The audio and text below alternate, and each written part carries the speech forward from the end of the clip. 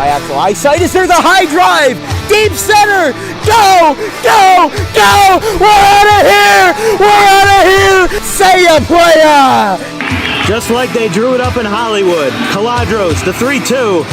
Swing and a miss! And the Audubon Green Wave have upset the Kingsway Dragons! And this is it for good! The Audubon Green Wave are back in the Final Four! A dog pile on their side! All right, ladies and gentlemen, welcome to DW Broadcasting's coverage of men's varsity. From our entire crew, we'll see you tomorrow. Have a good one, folks.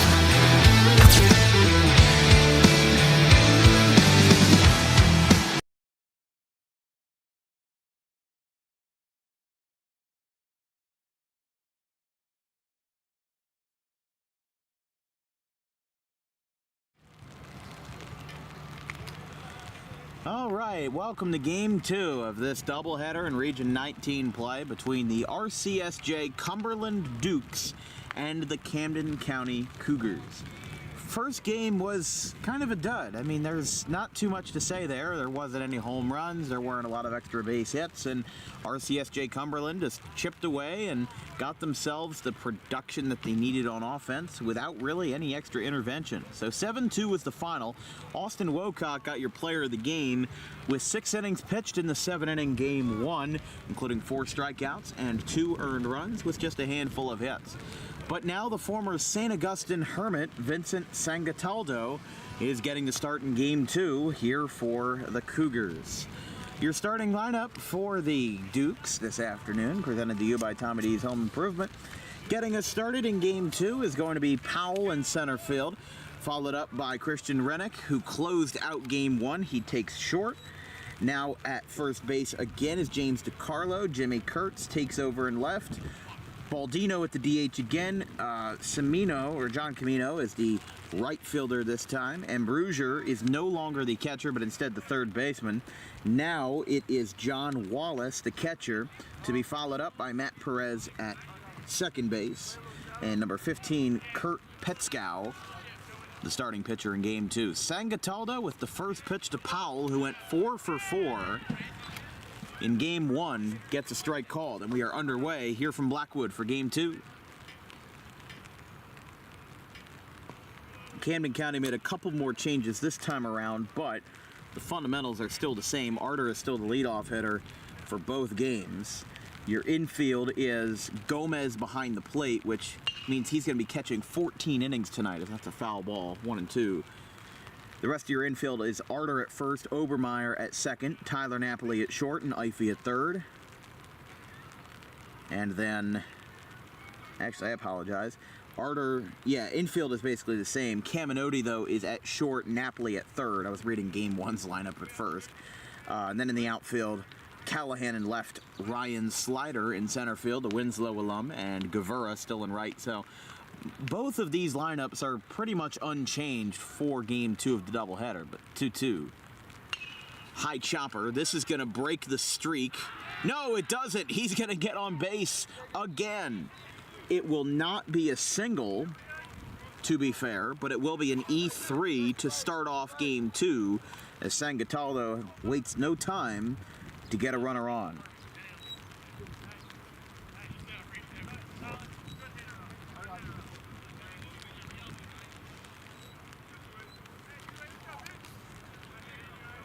So now it goes to Rennick. First pitch, down.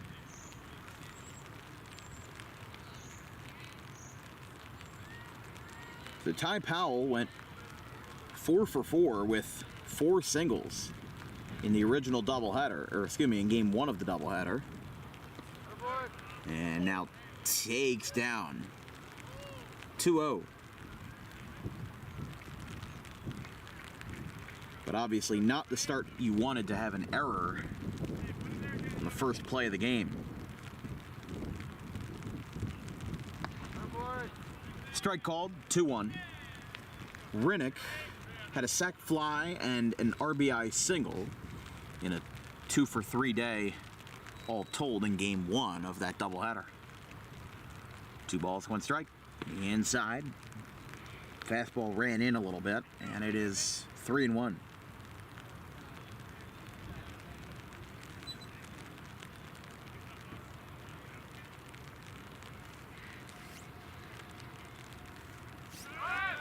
Runner goes, doesn't matter. Here's a ground ball out to second. Throw over to first is in time. Arter reels it in, and the runner advances to second base. So Powell puts himself right away in scoring position on the 4-3. And this brings up James DiCarlo. DiCarlo also had 2 RBIs of his own. You know, pretty stereotypical. Top of the order, did most of the production for Cumberland in game 1. But as we said, you know, there wasn't too much to write home about. You know, it's not that it was a bad game. It just, there wasn't that much game-turning action. RCSJ got the first run. Camden County threatened a couple of times, got a, you know, RBI single here and there, but the overall offense was pretty one-sided. You know, at least in a situation of a 7-2 game where somebody's leading 2-0 and then somebody bursts out with a 7-run inning, you know, that's got at least a lead change, but Cumberland had the lead in the first and never surrendered. That one is high. And it is 2 balls, 1 strike from the former Hermit, Sangataldo. 1 away and a runner on second, that being Powell for the Dukes. And the pitch. Grounded out to third, but foul.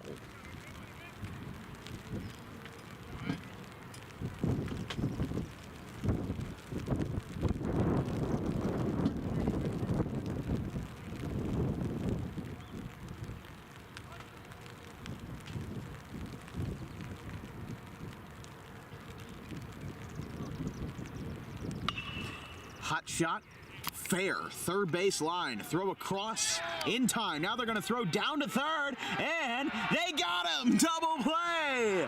A 5-3-5 double play, side retired.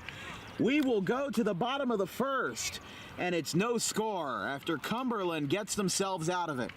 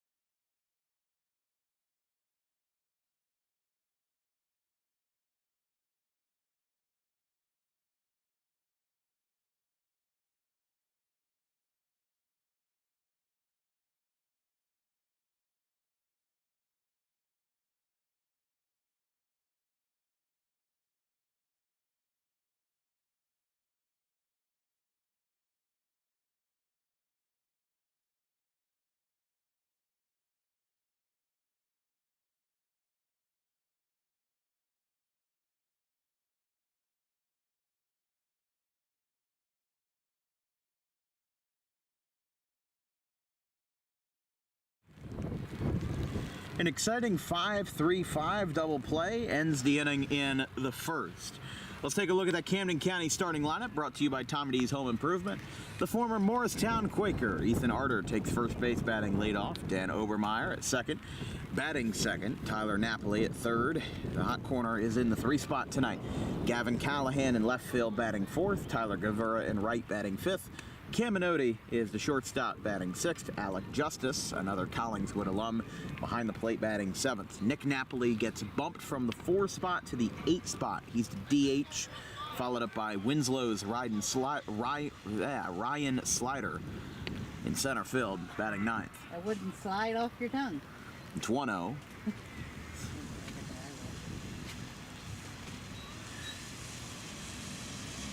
to Arter, who fouls this one off to the right field side, and it's 1-1.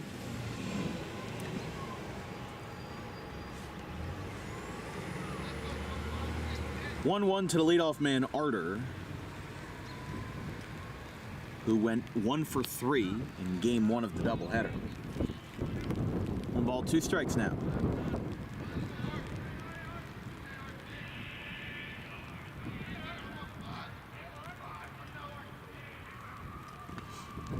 Gets a piece of it, and it just goes foul.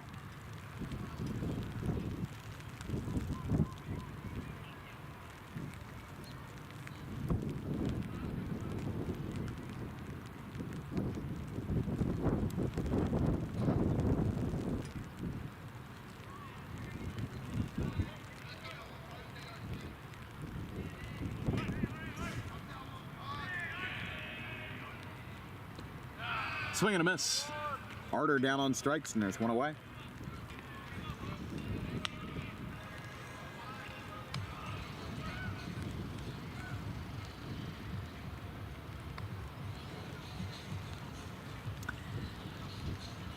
Kurt Petchow, the sophomore right-hander that came out of Cranford High in North Jersey, somehow found his way down to Cumberland. This year in 10 appearances, this is his 5th start. 35 1/3 innings with a 6.37 ERA, a 1.42 whip, and 15 strikeouts, although you can make that 16 after Arter was retired. It's 1-1 to Obermeyer. Camden County lost game 1 7-2 for their record to fall to 12-20, but I mean, yes, another 20-loss season obviously isn't what you want, but considering how Camden County baseball before Scanzano took over last year was 5-20. You know, I think last year was the start of a rebuild as a little floater down the first base line going over, and it is out of play. 2-2. But in all seriousness, you know, look, Scanzano's first year was only 5 wins, and obviously that's not what you want, but, you know, Camden County got a little more adventurous this year. They scheduled a couple more games out of conference. They, you know, decided to get a little more creative with their options. That's 2-2. That one's fouled straight into the ground, and it's still 2-2.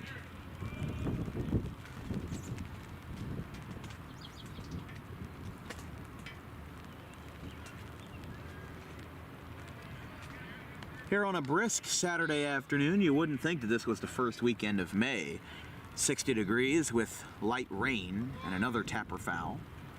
Wind blowing in from right center field, so no home runs in game 1. And if it's anything like the last time we had a Camden County doubleheader, saw 4 home runs in that game 2 with Barons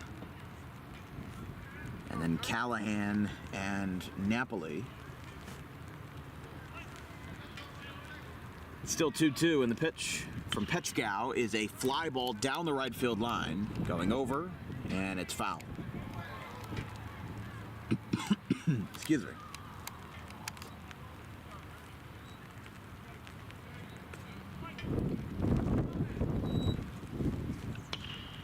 That one's poked over the middle. Nice spinning throw, not in time. Tried to get him there, but no can do. And a base hit that benefits from a nice infield single that got over towards Riddick. Puts Obermeyer on base.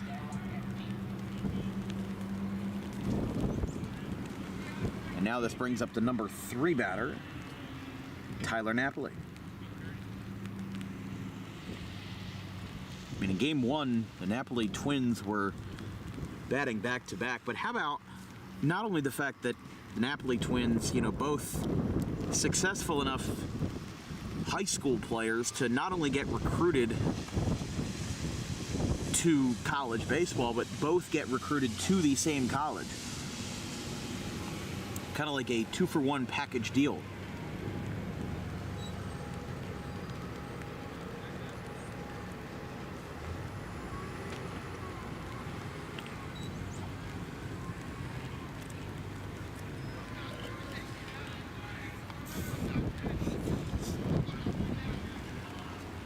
First pitch to Napoli, runner goes. Tried to go for a hit and run, but it's fouled back. Napoli to be followed up by the Gloucester left fielder.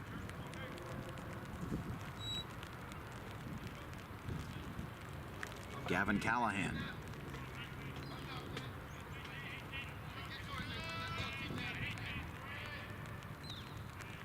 And the pitch. Change up, gets in there. 0-2.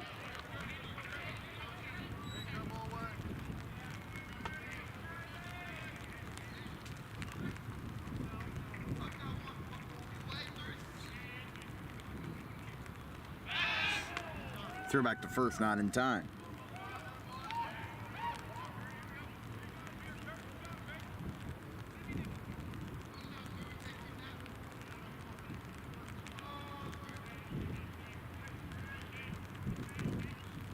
No balls. And a throw over, not in time. Once again, just a head scratcher there. Just almost got him by the skin of his teeth.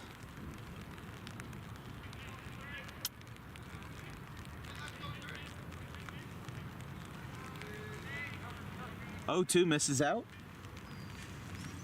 And that was not a good feeling. A fly just flew into my ear and popped back out. Oh. I didn't even know it could fit in there. 1-2. Oof. This is the elements that you have to brave with broadcasting baseball outside. Here's the 1-2. That's down. 2-2.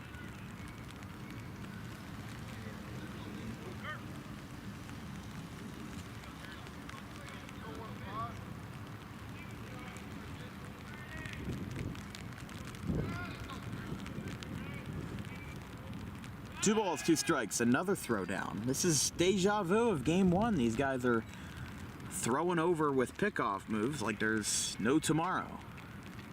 But they'll try it again. And another poker, and it's 2-2 still. The DWB schedule for the remainder of this week, we've got off on Sunday, and then Gloucester and Audubon on Monday. Rancocas Valley versus Cherry Hill West on Tuesday. Wednesday is to be determined with the Diamond Classic results. As here's a throw. That's high. Did he get the tag down? He did not. And he got in there. So it's 3-2. So a stolen base for Obermeyer. Again, a close call. And they'll bring it back to Napoli with a 3-2 count and a runner on second. Here's the payoff. That is outside. Ball 4. And Napoli reaches for Callahan with a big chance to make up for what the team couldn't do in game one. So 1 away, 2 on, 1 in scoring position. And Callahan with a chance to give Camden County the first run of the game that they did not have in game one. That's fouled off the top of the netting, or the fencing, if you will. 0-1, excuse me.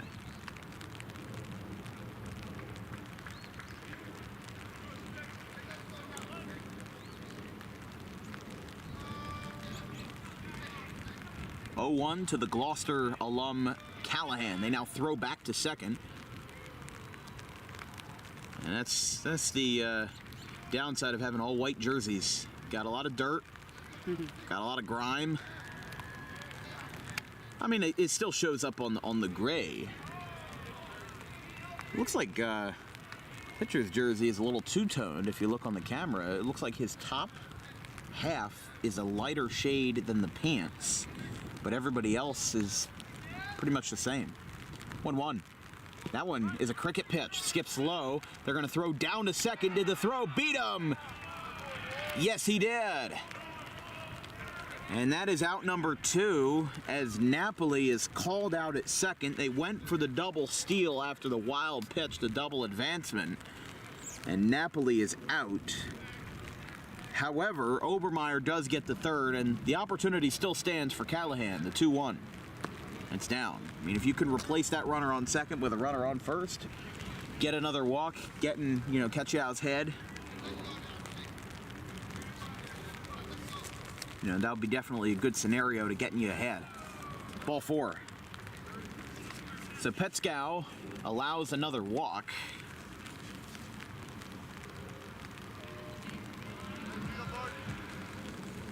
And here we go for Tyler Guevara. So a strikeout, a single, a walk, and another walk. You'd be hard-pressed to believe that there's 2 outs in the inning with this sequence, but alas, here we are with Guevara, a chance to drive in a run. He had a double. That's a balk. They called a balk on Petskow, and it's 1-0. I knew as soon as the umpire motioned towards third, that was a balk. He had the motion, but because he was trying to throw towards third, he moved forward, and it was an irregular motion, so that's a balk. A little fly ball down the right field line, going over, and it's foul. So it's 1-1. That was so obvious even I knew it. Yeah, and you're not, you know. No, I'm not good at picking those. So that was a balk against Petskow, and it's 1-0. Just the runner on second, and it's a 1-1 count after the automatic ball. Now the runner's going to go to third. That ball gets away. Throw down is not in time. So now Callahan gets to third, and this game 3 is looking a lot different than the game 2 that preceded it. But it's 2-1. So Obermeyer scored on the balk and a base hit. No, stopped at second base, still a base hit. Doesn't matter. RBI single off the bat of Guevara as the ball got trapped at second base, but nothing that he could really do about it. Brings up Caminoti.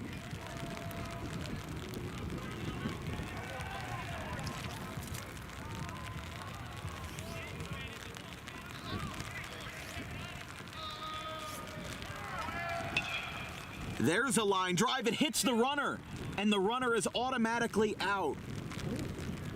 When the ball hit the runner, he is automatically out, and Guevara accidentally retires the side. And a very frustrating moment for Caminoti. He just spiked his helmet on the ground. Not happy about that at all. But with him being the DH, he's got to go back in the field. So Camden County does get a run home, and they in fact get 2 runs home after 1 inning. And what a funky frame. A balk brings in the first run, and the inning ends on a ball being hit, or a runner being hit by the ball. It's 2-0 after 1. Great. In life, the road ahead is full of possibilities, but to navigate it safely, you need the right skills. Harper Driving School is the premier driving school serving Gloucester, Salem, and Camden counties. With experienced instructors, many of whom are teachers in local schools, we are dedicated to your success and will help you master the road with confidence. With an over 95% success rate of students passing their road test on their first try, you know your student will be in good hands while embarking on a huge step of their young adult lives, all while avoiding the lines at the DMV and getting insurance discounts. We chose Harper, and so should you.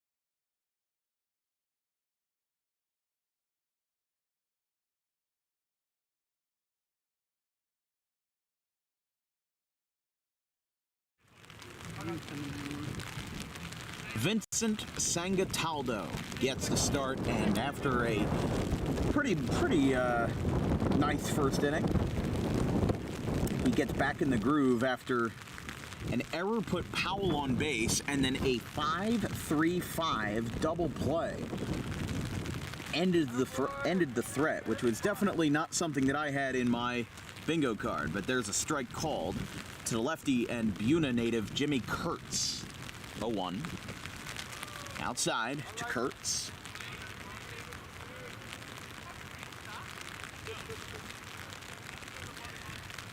And it's been coming down all day. Even when we got here, the rain started to pick up a little bit in traffic when we were on the way here at around 11 this morning, and then it has still not really let up all that much. The 1-2, Kurtz lines this one out towards center field. Slider going over, and he makes the catch. Nice play in center by the former Eagle, and there's one away.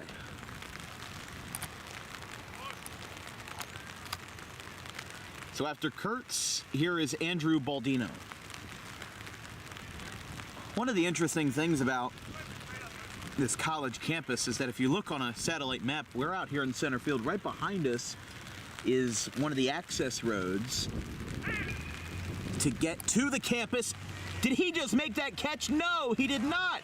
Throw down to first, not in time. I thought Sangatado just brought that one down, would have brought the house down with it.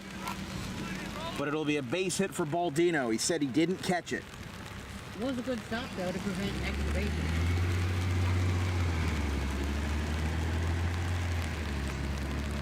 So Baldino gets on base.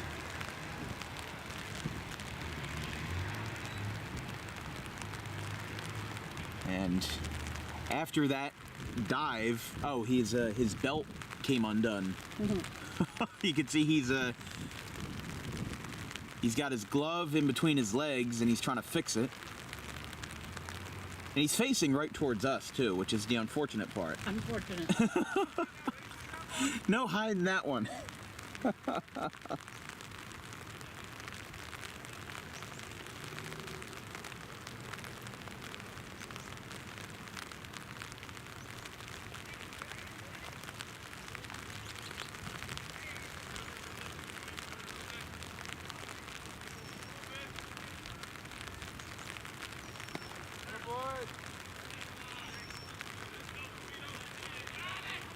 1st pitch misses.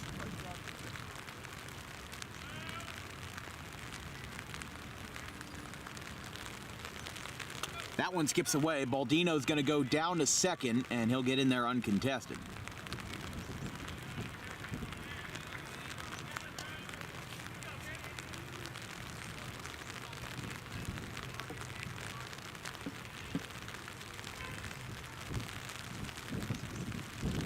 Two balls, no strikes. Camino and then Gage and Brewster. And Brewster, excuse me. 2-0. Called a strike. John Camino.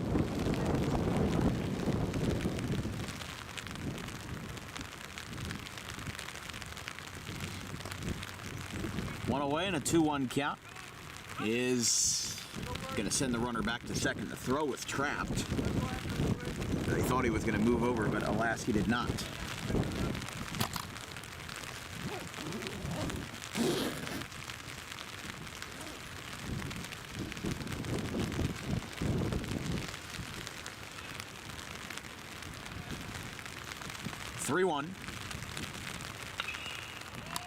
Got a good bunch of that one. It goes into center field and actually goes out to short, but Napoli makes the catch. 2 away.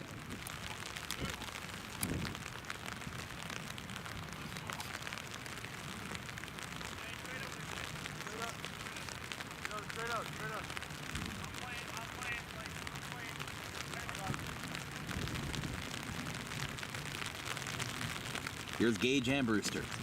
First pitch. Fly down the right field line. That one's going out. And it hit the shipping container down the third base line. You could hear that from a mile away. Whatever that is, it just looks like a couple of storage. Yeah, like the pods that you would use to move. You've got like 2 of those and then a shipping container, whatever. down the third base line, and then also some sort of abandoned house with some sort of weeds on top of it. But oh, the fun things you see here at Camden County. But it's 1-1 from the former St. Augustine right-hander Sangataldo with a runner in scoring position for the Dukes. And the 1-1 is a called strike. 1-2. After Camden County brought 6 men to the plate in the first, we will close out the frame with Justice, Napoli, and Slider as the 3 men due up in the bottom of the second for Camden County. 1-2. High chopper out towards first. Arter's got that one, and it is a foul ball. So they'll have him return to sender here. Oh, what? I was about to start running in, bro.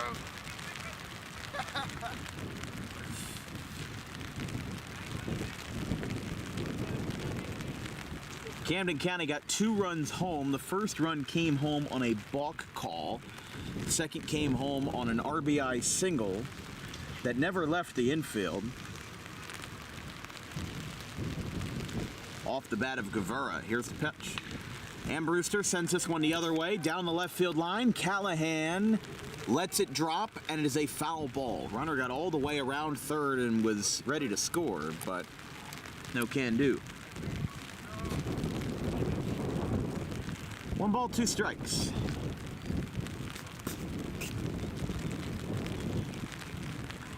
You're watching coverage of Dan Wilkins Broadcasting baseball of Camden County College right here on DWB. If you have any questions or comments about today's broadcast, drop me a line at thedanwilkinsshow@gmail.com.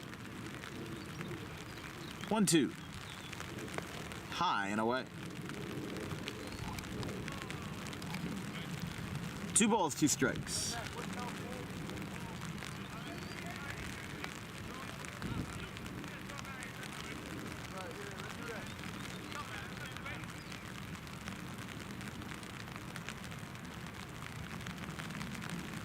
Two and 2.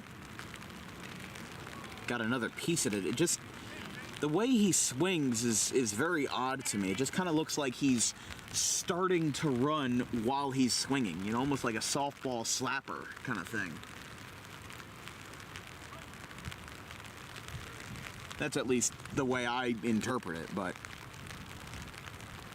it just seems like he's already gotten a head start, you know, in the middle of his swing. But it's 3-2. Sangataldo having a good start, though. You know, he started game 2 of the doubleheader versus Lehigh Carbon. Didn't have the same success in what eventually was a 14-10 loss in game 2. And the pitch. This one is hit well, but will stay up in shallow left. Napoli calls for it and makes the catch, side retired.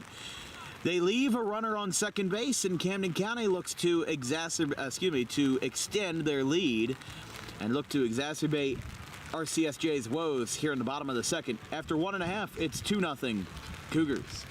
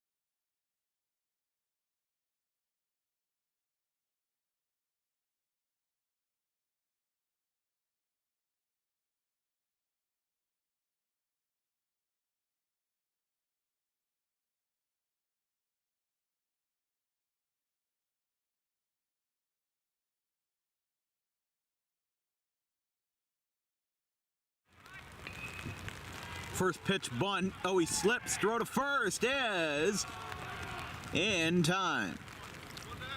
Just got him. Could have been a crisis and a disaster there, but they end up averting it all with a 5-3 ground out on the bunt.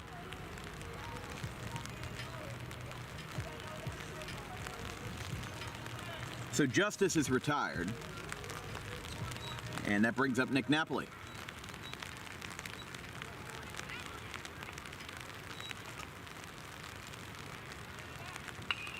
Napoli fouls it straight back, and it's 0-1.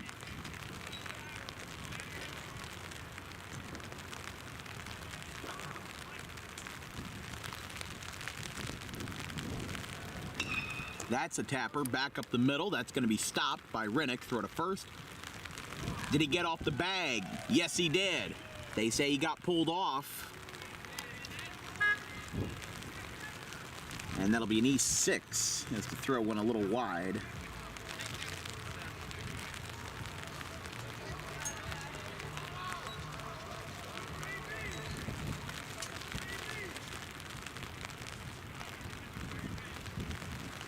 Now here is Ryan Slider, the freshman out of Winslow Township, which is still technically Camden County. Bats here in the bottom of the second. Here's the pitch. A bunt. This one again goes to the mound. He'll go for the easiest out, and that throw is high. And they said that he's safe. They say that he was not on the bag. That will be another bunt single.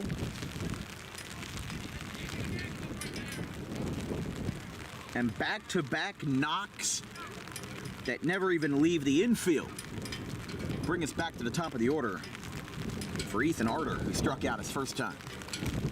Big chance to capitalize on a big situation here with 2 runners on. Now he bunts, and that one's outside, but he pulled back in time. And it's 1-0.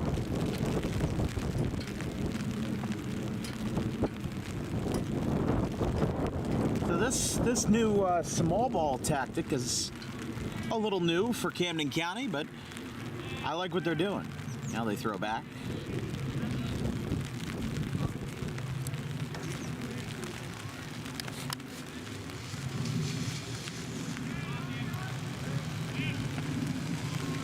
Shows bunt, but this time does not pull back in time, and it's 1-1.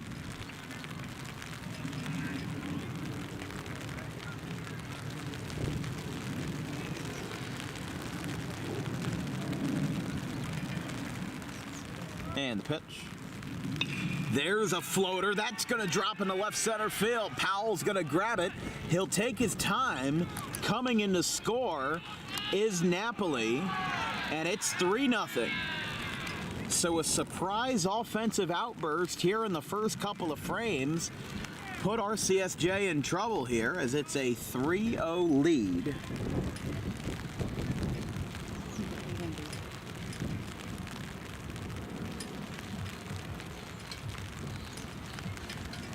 So we got guys on the corners here after Arter drops in the 3rd single in a row, and an RBI one at that, as now pitching coach Yowler is going to come out here. No action yet in either bullpen.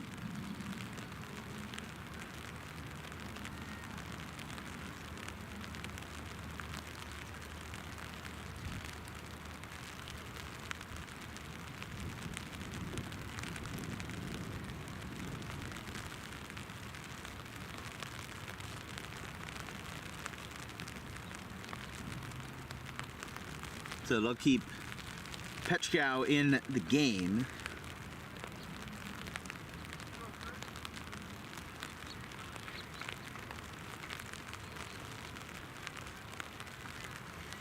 But obviously he's in some trouble here. Only 1 out.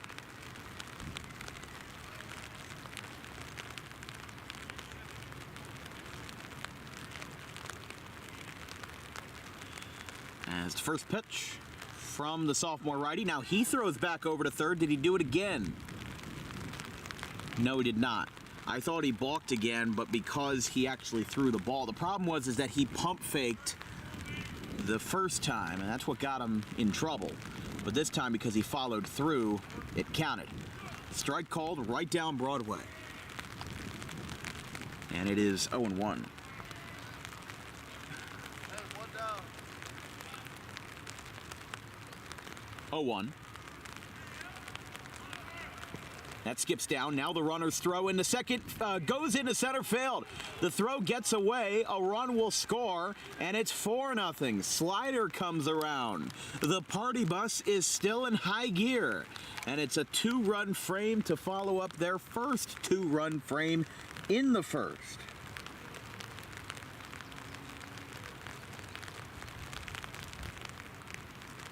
So now reaching second is Arter as Obermeyer looks to bring him home on a 1-1 count with one away.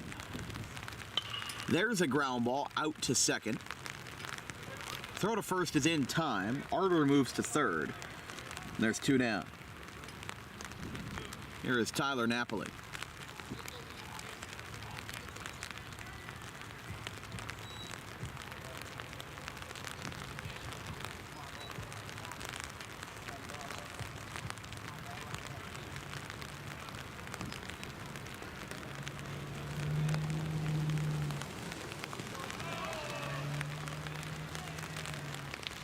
(1-0) to Napoli.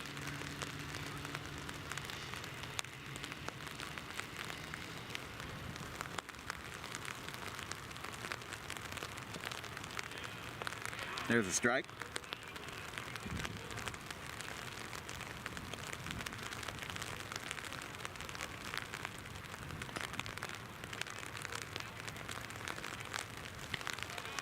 That one is high, and it's 2-1. I think with the rain picking up, it definitely has made it harder for the pitchers to control their grip, and when they do throw strikes, they end up being right down the middle, and the batters hit it easily. Napoli floats this one into straightaway right field, and Carino is there to retire to side, but damage is done. Camden County got 2 runs in the first, and they add on another 2 in the second. It's 4-0 after 2 frames here in Game 2.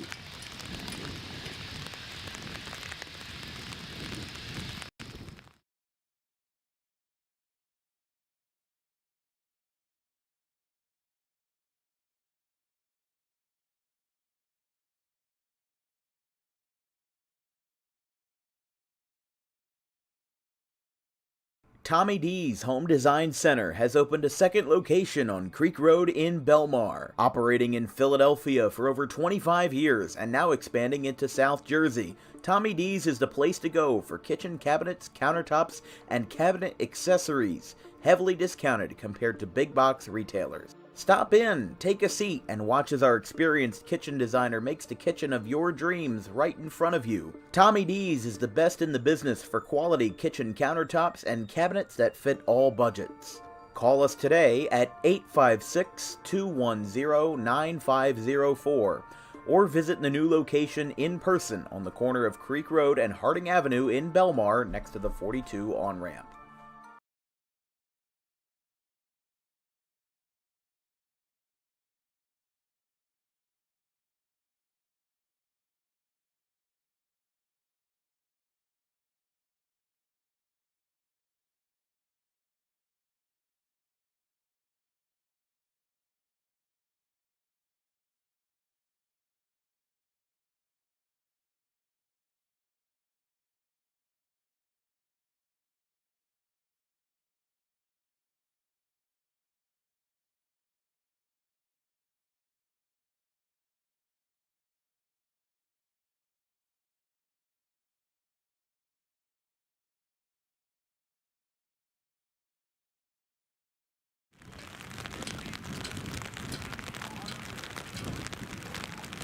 Top of the third, Camden leads Cumberland County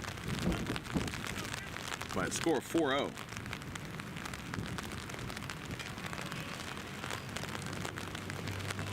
Ann Brewster was the last out of the second.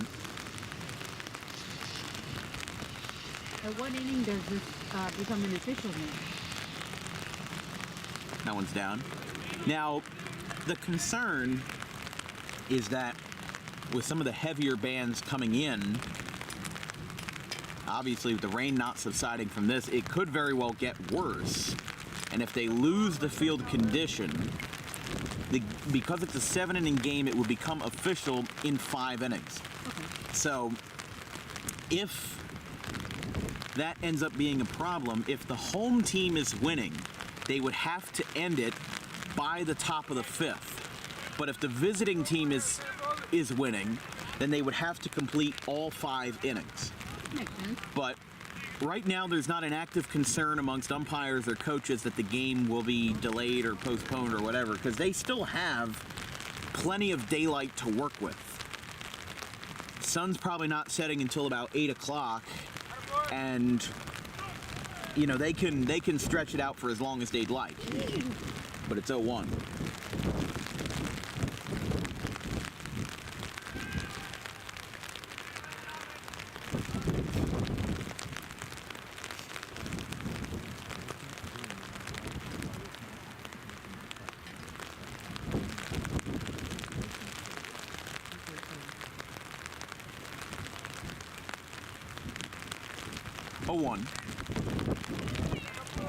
Gomez got out of the crouch thinking that was going to be a stolen base attempt there, but it was not.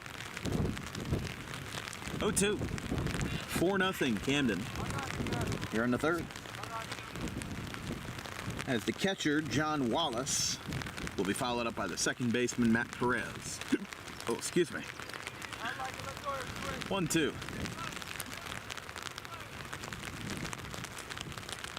Oh, geez. It's hitting me, man. Called strike 3 on the outside corner.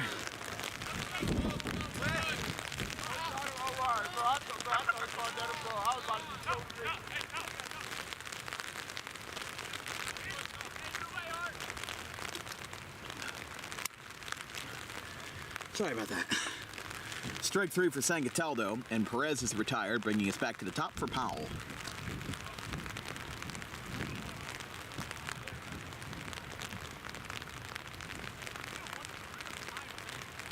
So runner on first and 1 away. Powell lifts it foul, and it's 1-1.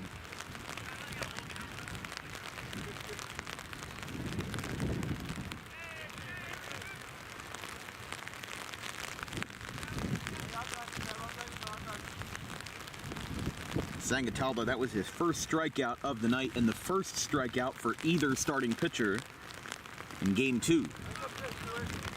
2-1.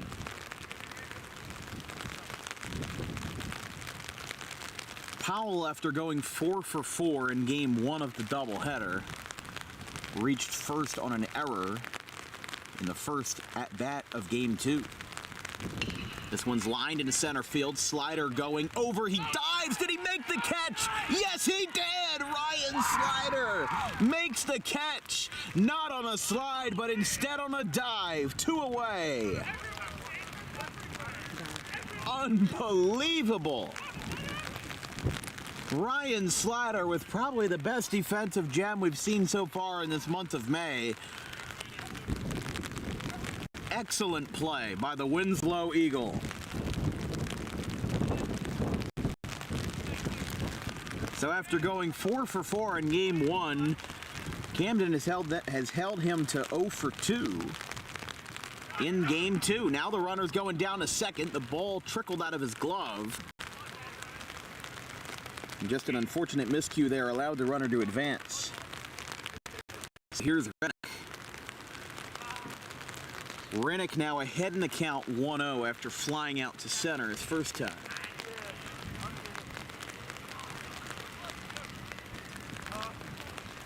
I mean, as we were talking about, you know, part of the interesting thing about the Camden County campus is that behind us is a public road. It's like an access road to get from one end of the campus to the other, because they connect at 2 different thoroughfares here in Blackwood. But by the way, that was outside 2-0. what's interesting is that you see a lot of NJ Transit buses coming through here because it is a county college and a public institution. The state buses run through here and stop at all the... There's a couple of NJ Transit stops along the way, as it's 2-1 now, with 2 away. But it's just interesting, you know, we see a lot more on actual days where class is held. As here's a fly ball to center field. Slider not exactly having to do as much this time, but what a play that he got to get the second out of the inning. He also gets the third. We're going to the bottom of the third. 4-0 Camden.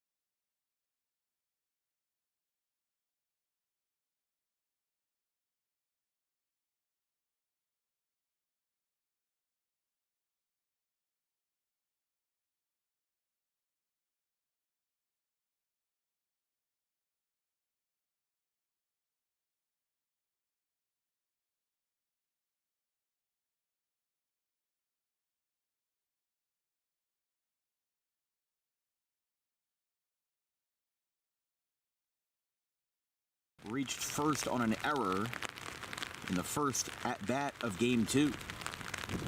This one's lined into center field. Slider going over. He dives. Did he make the catch? Yes, he did! Ryan Slider.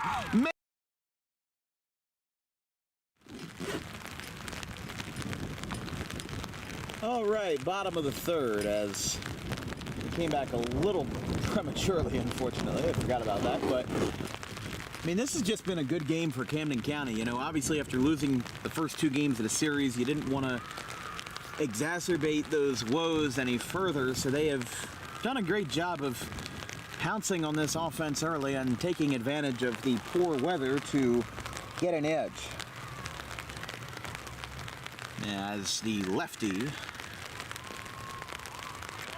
that being Christian Caminoti, or excuse me, Gavin Callahan, sorry, bats here in the third.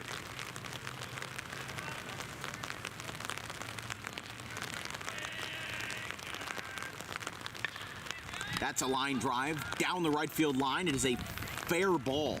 He'll round first, and he's got a leadoff single here in the third.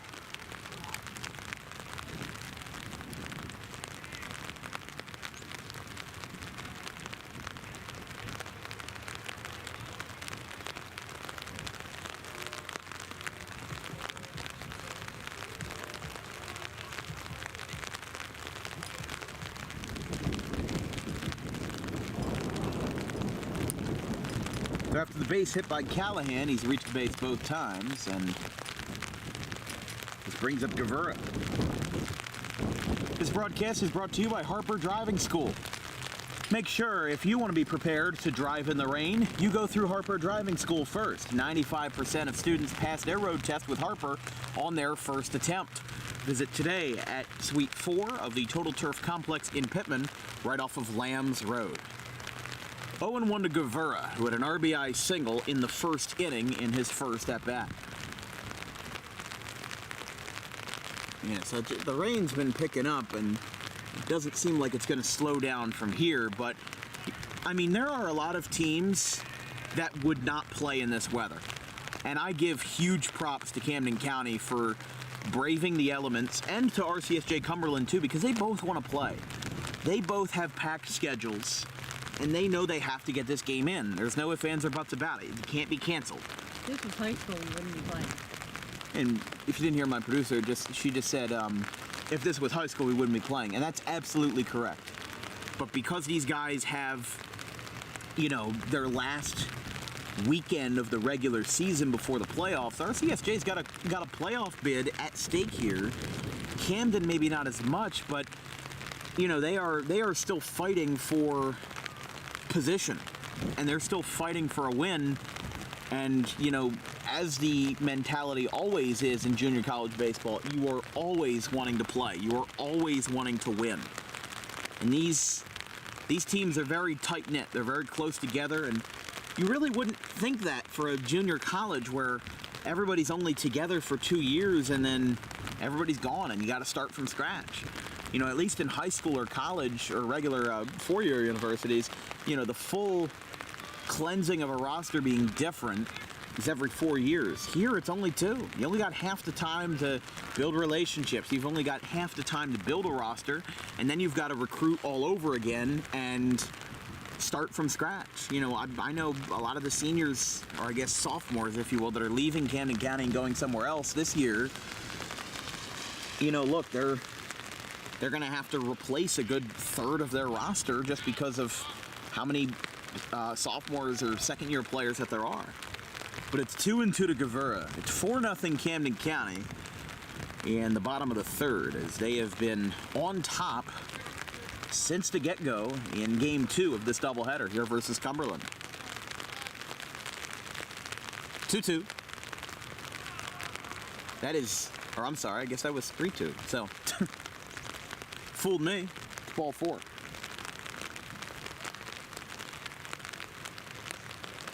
Here's Camden now. And that is not Camden, I'll tell you that much. We might have a pitching change. I don't know. Pitching coach is coming out here to talk to Petchgow. But I don't know if they're keeping him in the game or what. They might call pitcher and catcher out, grab their gear, and head out to the bullpen. I see a couple of arms moving in the dugout like they're going to grab the equipment and go out there, but I'm not sure. So Callahan on second, Guevara on first. Are they skipping over Camden here?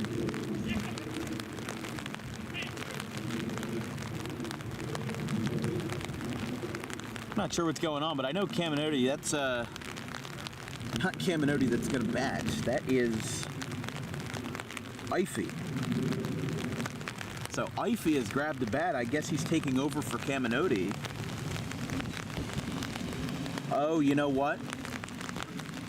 I think I might have understood what they're doing here. So, if you remember at the end of the first, Camden was out because the ball hit the runner that he hit, and he slammed his helmet on the ground, threw his gloves, above the wall on the first base side, and I think possibly that he might have gotten benched for that. Now, I can't confirm that, but considering that Camden does not have a bat in his hand, and Nate Ify, who was not in the starting lineup originally, was up there, that is a possibility. Now, we do have a delay as they are putting some sort of material on the mound, and Petchgow is having a catch with his catcher, but they are putting some sort of like speedy dry, some sort of material on the mound and at home plate. I mean, the infield you could care less really, and in the outfield as well. Doesn't even look that bad out here, but you can see they're dumping some material behind the plate, and obviously this creates some concern about the pitcher's arm. You don't want to spend too much time delayed. You can see some actual Camden County players are assisting with this. They've got whole like trash can buckets of that. You can see it in the one fella's hand. He's got like a trash can of that dirt material, or I guess it's just spare dirt that they put down, and now they are raking it over the mound. I mean, the rain has been steady, so I guess it's just accumulated now and has made that mound a lot more difficult to work with. So obviously the concern is it's the third inning, it's a 4-0 game. You want to get the rest of this game in, but how much are you going to be able to do? You see they're trading baseballs there, and as far as I know, they're still playing. I mean, Camden County's got 2 runners on. You obviously want to extend the lead with nobody out. And even head coach John Scanzano is out there assisting with that as well. So we are in a little bit of a precarious spot here.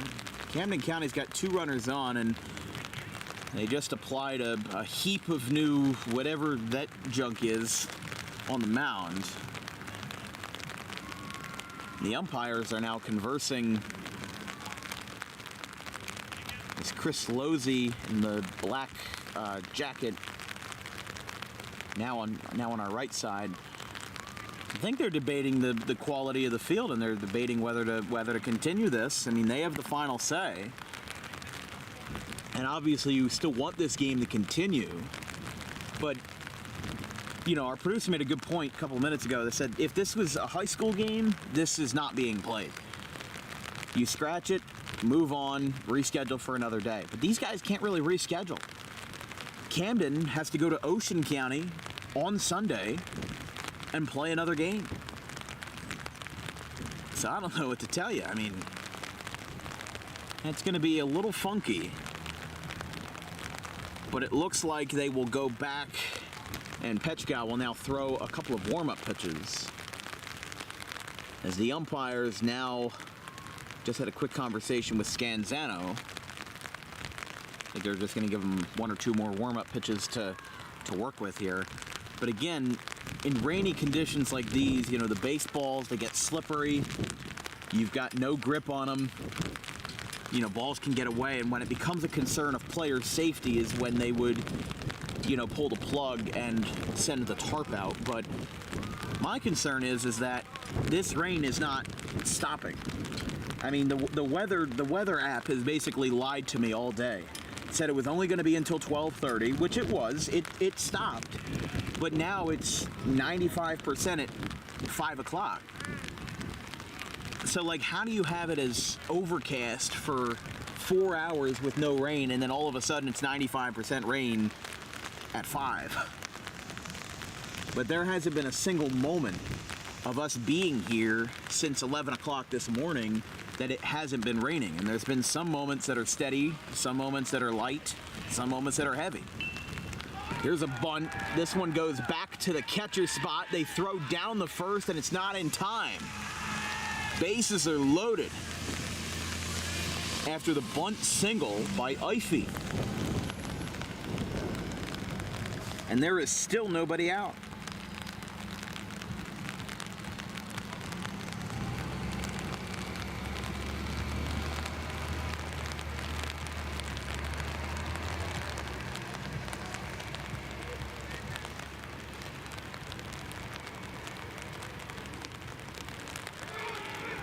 Now this is another bunt. Popped up.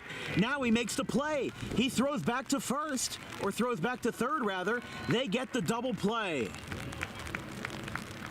They had a chance of getting a triple play too, but no cigar as a pop-up in the infield. The bunt defense has run hog wild. They didn't even get any runs on that either. So Justice pops out into a 1-5 double play. So here's Napoli.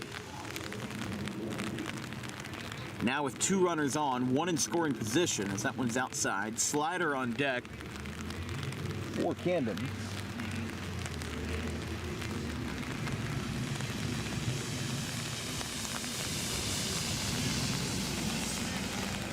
Here's the pitch. Fouled back. Wanted to give a big thank you to William Logan, the athletic director of Camden County College, and John Scanzano, the head coach, for guiding us through this process of covering JUCO baseball, and obviously a big step for us to be able to cover this level of play. We appreciate the bonds that we formed with this team over the past year. Our first game was on February 25th, you might remember. RCSJ versus Gloucester. They swept a doubleheader, including a 16-4 final in Game 2 of that 3-game set in out-of-conference play. As the 1-2. That one's down. That one goes to the backstop, and now both runners advance again.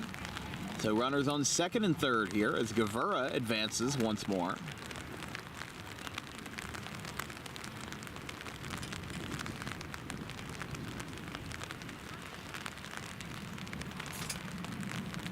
So now 2 runners in scoring position.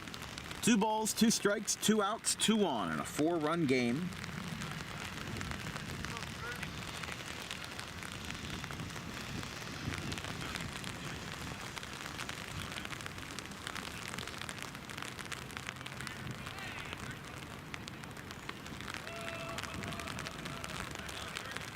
Three-two.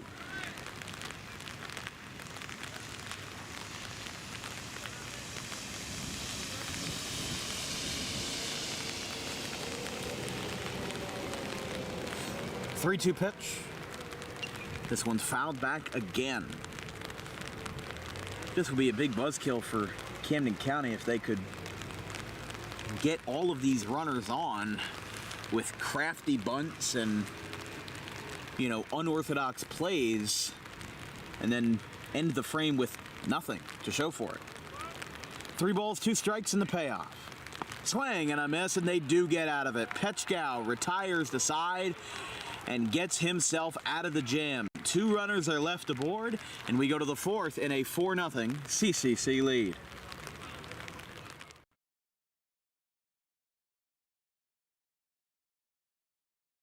Tommy D's Home Design Center has opened a second location on Creek Road in Belmar, operating in Philadelphia for over 25 years and now expanding into South Jersey. Tommy D's is the place to go for kitchen cabinets, countertops, and cabinet accessories, heavily discounted compared to big box retailers. Stop in, take a seat, and watch as our experienced kitchen designer makes the kitchen of your dreams right in front of you. Tommy D's is the best in the business for quality kitchen countertops and cabinets that fit all budgets. Call us today at 856-210-9504 or visit the new location in person on the corner of Creek Road and Harding Avenue in Belmar next to the 42 on-ramp.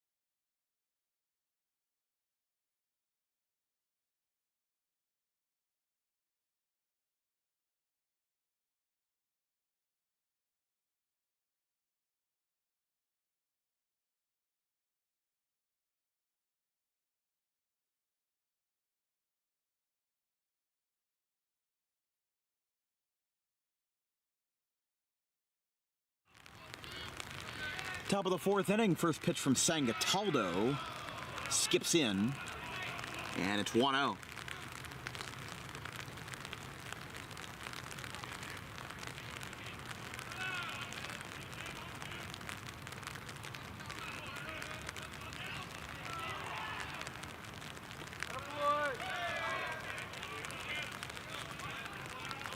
One-one. To Wallace, Perez, and Powell, as there's a foul ball. 1 ball, 2 strikes.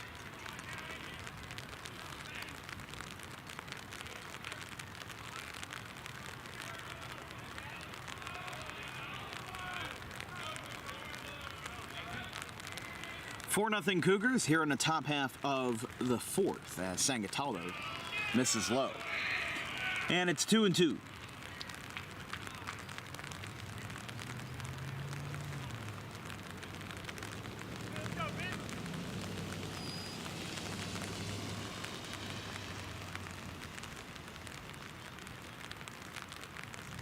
Cumberland with a handful of hits. No runs is another grounder foul. I mean, this is definitely a stark contrast from what we saw in Game 1 and arguably, Game 2 and arguably Game 1 of the series. I mean, you know, RCSJ kept it close in Game 1 in a 4-2 final, and then Game 2 was a little more one-sided. As there's strike 3, got him on the inside corner. Sangataldo with strikeout number 2. Both coming from the bottom 8 and 9 hitters of the order.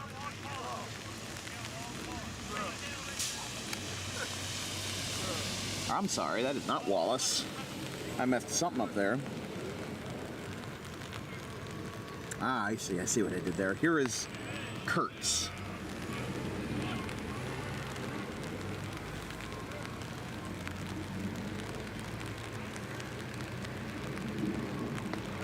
Kurtz takes a strike, 1-1. It is time for DWB Trivia Time. Today's question is, what Major League Stadium has the shortest distance to center field? As the pitch is a strike called. And producer Donna Wilkins, could you read off the options for me? A, Dodger Stadium. A, Dodger Stadium. B, Yankee Stadium. B, Yankee Stadium. C, Kauffman Stadium. C, Kauffman Stadium. D, CBT. Or D, Citizens Bank Park, but the answer with Gavin Callahan being in left field there. Nice play. 2 away. The answer will be revealed in the bottom of the 4th inning. And remember, because Citizens Bank Park does have some weird dimensions, basically the way you want to think about it is if you drew a straight line from home plate straight to center field, that's what we're talking about. Because Citizens Bank Park does have an angled wall where left center is further away than right center, but we're talking about straight line from home plate to center.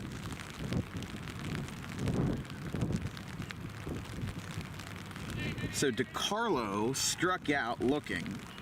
Kurtz flew out to left. He's 0 for 2, and Baldino gets a base hit down into the left field corner. This one rolls up against the wall in foul territory. Now going down to second and stopping there, Baldino has a double with 2 away. First extra base hit of the game for Cumberland. As here is Semino now.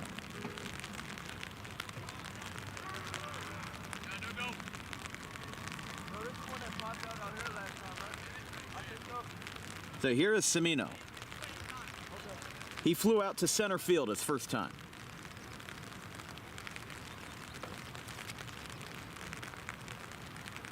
First pitch from Sangataldo. Changeup gets right in there, 0-1.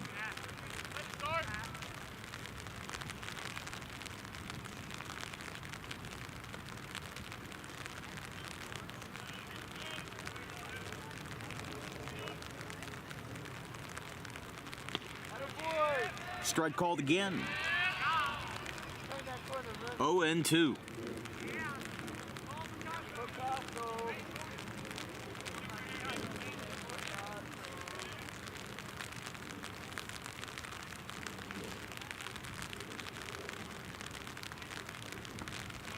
That ball is down. 1 ball, 2 strikes.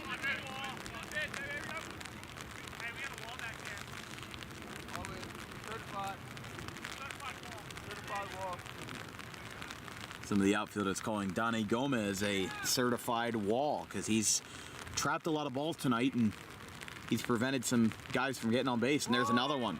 That one's down, 2-2. Certified wall. Certified wall.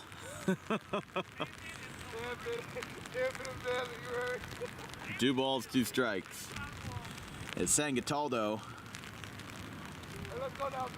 He's going to make sure that another one isn't trapped, but instead gets above the dirt here.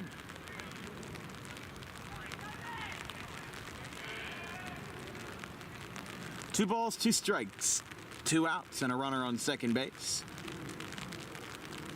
Outside corner, he got him. Strike 3.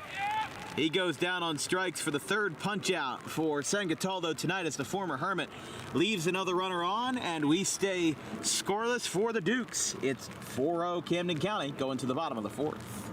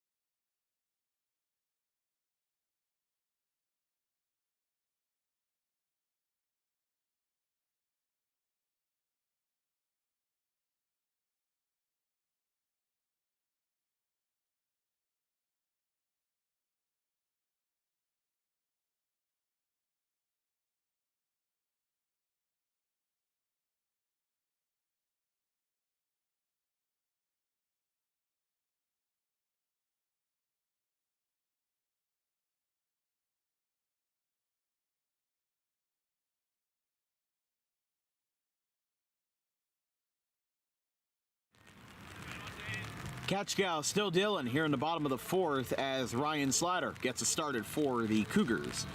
In the bottom of the fourth, it's time for DWE Trivia Time. Today's question is, which Major League ballpark has the shortest distance to center field? And as we said, this is basically if you drew a line straight from home plate, straight to center field. Is it A, Dodger Stadium, B, Yankee Stadium, C, Kauffman Stadium, or D, Citizens Bank Park? Producer Dan Wilkins, you got a guess? I believe it's A. A is correct. Dodger Stadium. 395 feet to center field. It is the only ballpark in Major League Baseball that does not in any part exceed 400 feet from home plate to that distance. Yankee Stadium is 408.4. There's a part of the ballpark that's 409 in left center field where like that State Farm sign is that like juts out in left center field. And then there is a kind of an angled slope between left and right center field where it gets to below 400. That is a 5-3 ground out, and Slider is...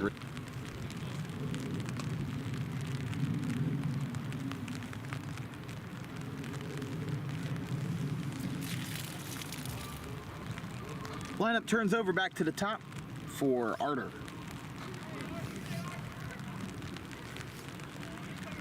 Arter and then Obermeyer as a curveball lollipops inside, and it's 1-0.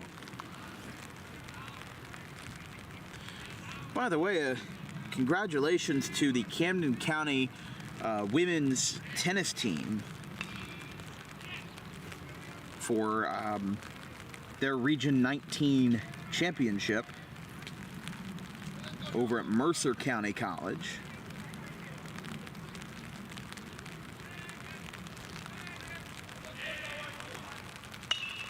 This one's rocketed. Oh, but a jump throw! No, not in time. He held on to the baseball. He almost went Derek Jeter on that thing, but no, that'll be a base hit.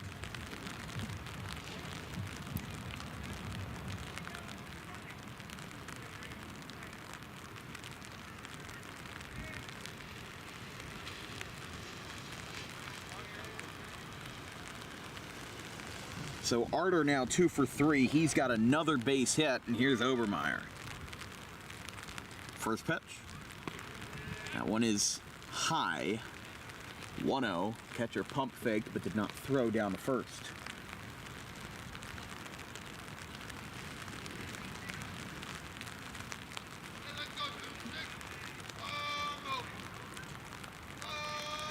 1-0.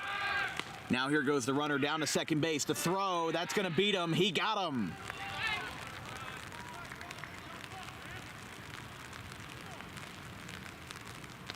So just a tough base running call there. Arter is retired.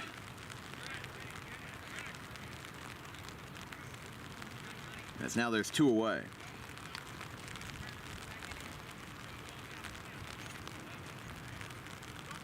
Obermeyer 1 for 2. A single and a ground out to second in his 2 at-bats tonight. I was going to say umpire's got to run back over to first, since that runner at second was retired. 2 balls, no strikes.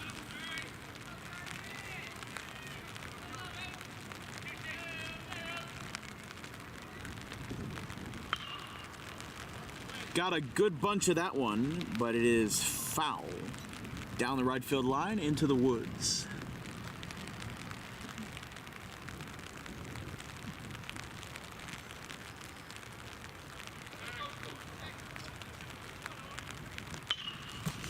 Line shot, base hit in the right field.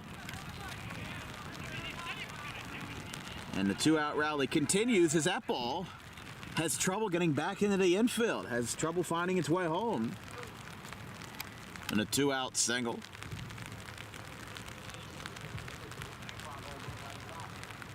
Brings up Tyler Napoli. So now Obermeyer is 2 for 3. Napoli 0 for 1, a walk and a flyout. But top 2 hitters in your order being both multi-hit, having both multi-hit performances tonight. A good statement for the top of the card. That one's down, and it's 1-0.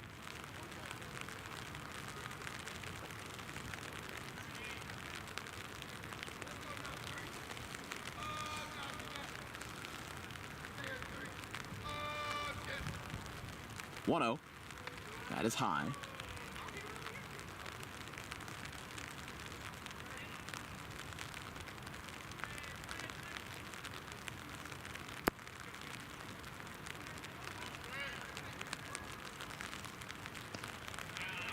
Strike called, and it's 2-1. This broadcast is brought to you by Tommy D's Home Improvement. Make your dream kitchen come true today with wholesale kitchen cabinets and countertops at heavily discounted rates. Visit today at 612 Creek Road in Belmar next to the 42 on-ramp. Fouled way back again, and it's 2-2.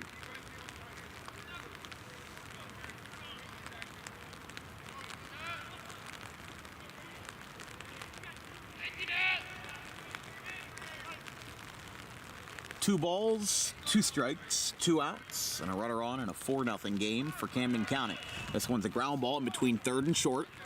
Picked up, no, he's got trouble with it, and that'll be an E5.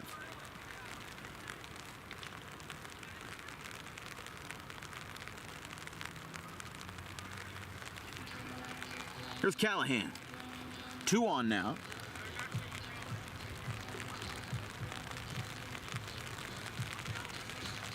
Callahan has reached base both times, thanks to a walk and a single.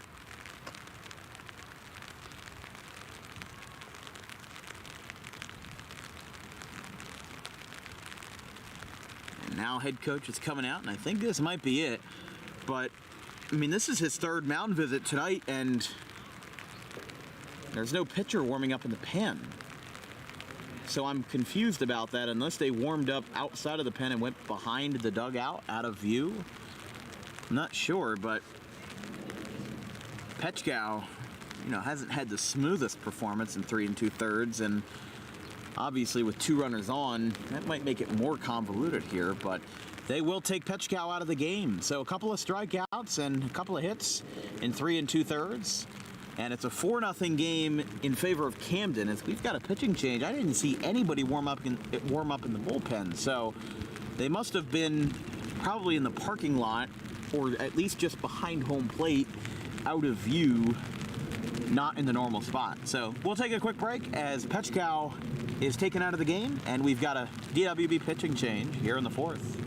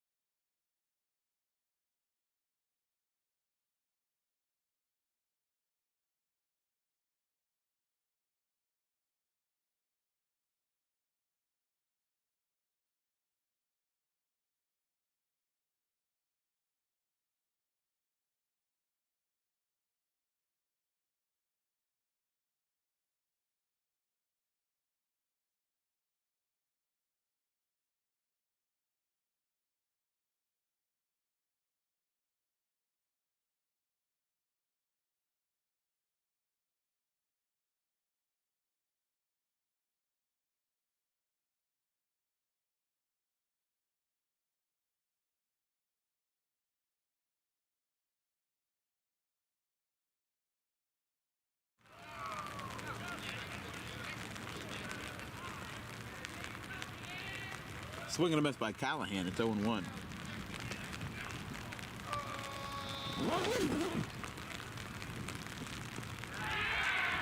Swung at a cricket pitch. It's 0-2. I mean, hey, Camden County got the bases loaded in the third, didn't score. Do they leave 2 more runners on and don't score? I mean, that would be a heck of a missed opportunity.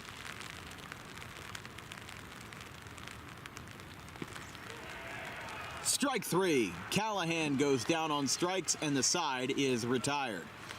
We are 4 innings through here at Blackwood. It's 4-0 in favor of Camden.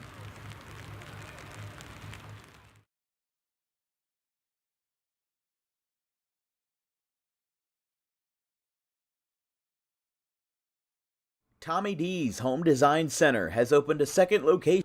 Garden State Pet Center is an independently owned full-service. Our specialty is promoting companionship between people and animals by providing the healthiest product choices available, including all-natural foods, supplements that support and relieve health issues, and innovative products for pet parents. Our goal is to provide our customers with a relaxing environment, and while we're not striving to be the biggest store on the East Coast, we're striving to be the best. No other pet store will make you feel at home like we do. At Garden State Pet Center, we view pets as members of the family. We don't believe in fast, high-pressure sales, but instead matching up the right pet with the right owners, as you are making a lifelong commitment. Together with our team members, we would like your visit to our store to be both enjoyable and educational. Simply drop in and take a look around. View the birds, reptiles, small animals, toys, food, cages, and miscellaneous items. Learn of the services we have to offer and decide for yourself if this is the store you'd like to call your home away from home. Victor Santucci, owner of Garden State Pet Center.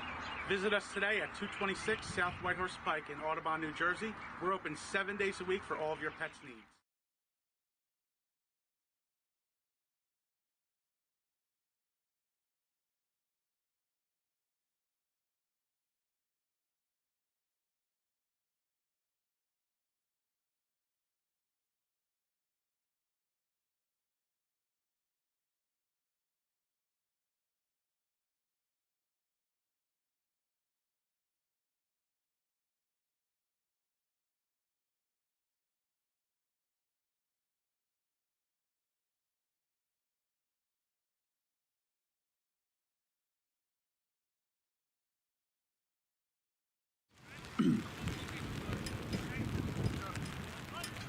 Top of the 5th.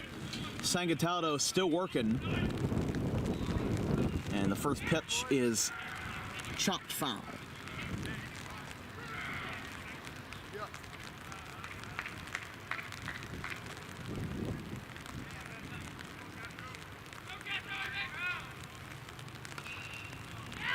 Another one foul. 0-2. To Ambrewster, Wallace, and Perez. 7, 8, 9.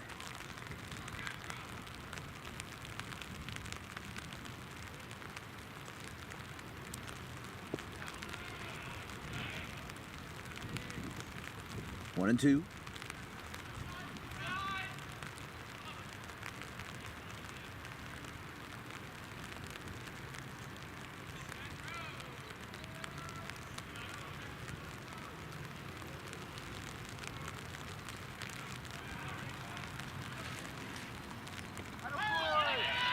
Swing and a miss. He got him.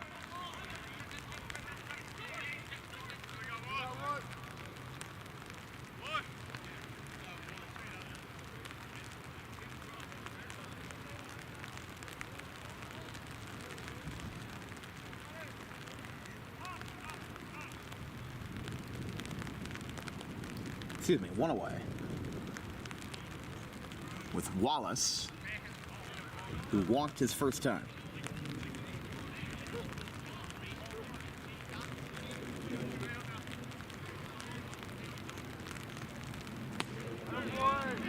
Strike called.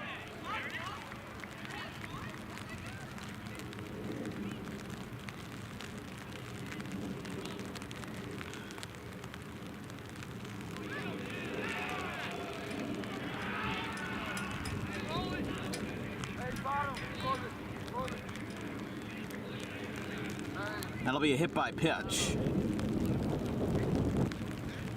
So Wallace advances that way here in the 5th. This brings up the bottom of the order in Perez. By the way, right across the way, about, I'd say maybe 800 feet down the street, softball for Camden County. They lead Raritan Valley 11-9 in Game 2 of their doubleheader, which is the last game of the season for the Cougars and Coach Chip. But Camden County still has 2 more games in 24 hours to play after this one. 1 ball, no strikes. That one's outside. They now throw behind the runner. Not in time.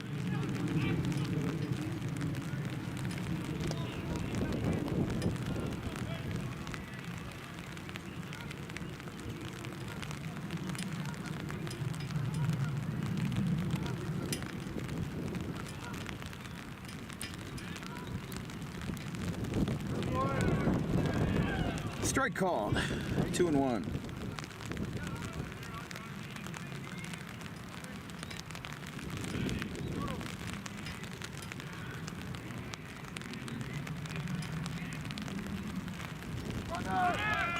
Runner goes. That one is tapped, and it is a foul ball. So he'll have to return back, and it's 2-2.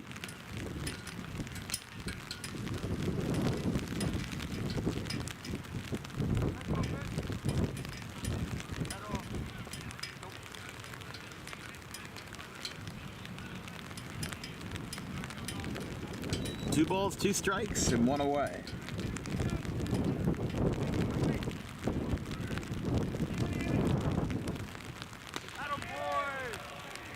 Oh, just missed. 3-2. The reaction from Slider says it all.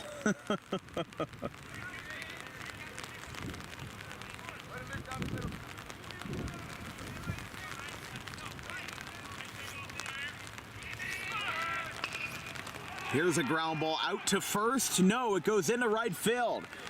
The runner will advance to third. And after the knock at the bottom of the order by Perez, that puts RCSJ-Cumberland in the best position they've had all game, with a base hit from the bottom of the order, a hit by pitch from the 8th spot, and now it basically falls into the lap of Powell. As we said, 0 for 2 tonight, but he has hit Camden's pitching well after going 4 for 4 in Game 1, but that storyline isn't as remarkable to us because he didn't drive in any runs, and it was already a pretty set-in-stone game for Cumberland. But Camden County's holding their own. They got off to an early lead, 2 runs in the first, 2 runs in the second. Now everything has slowed down a little, but nothing crazy.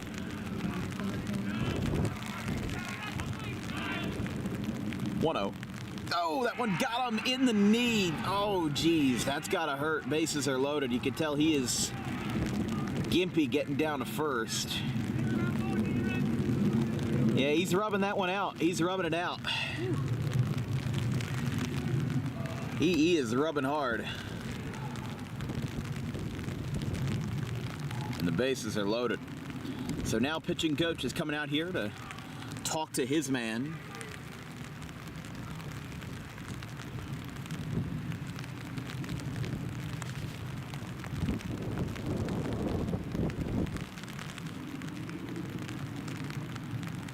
After Powell was hit by a pitch, pitching coach coming out here. As Rennick comes up, now Rennick is the tying run. So it's entirely possible that a ball goes over the left field fence and we've got a tie ball game. Now he's got 2 homers this year, a very impressive .406 average, 21 RBIs, 42 runs scored, and 11 stolen bases. So he's definitely got a collegiate future ahead of him.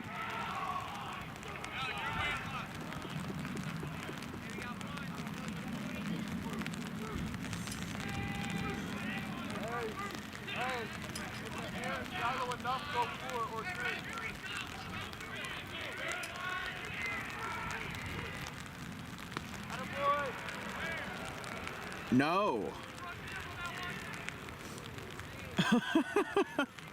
Wow.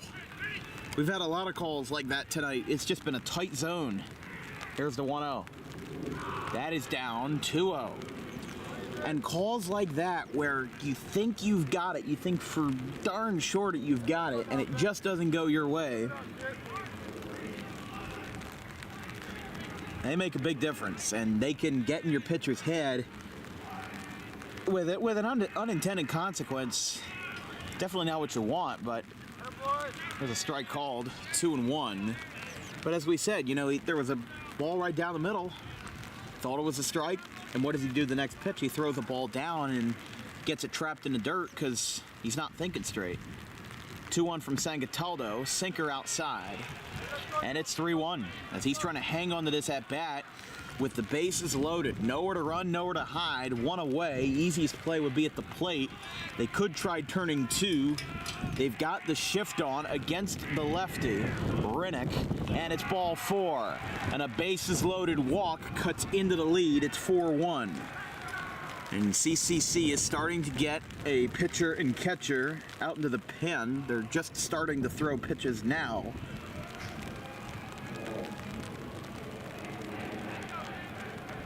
So bases loaded walk makes it 4-1, bringing up James DiCarlo.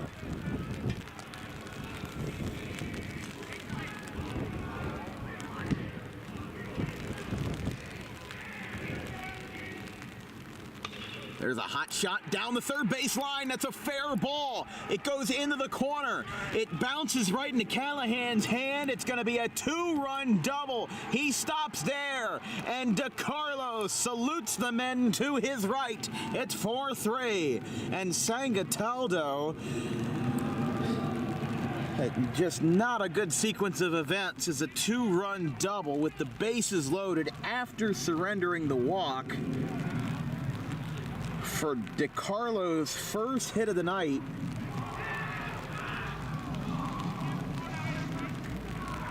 And his third hit of the doubleheader, his 4th RBI across these 2 games.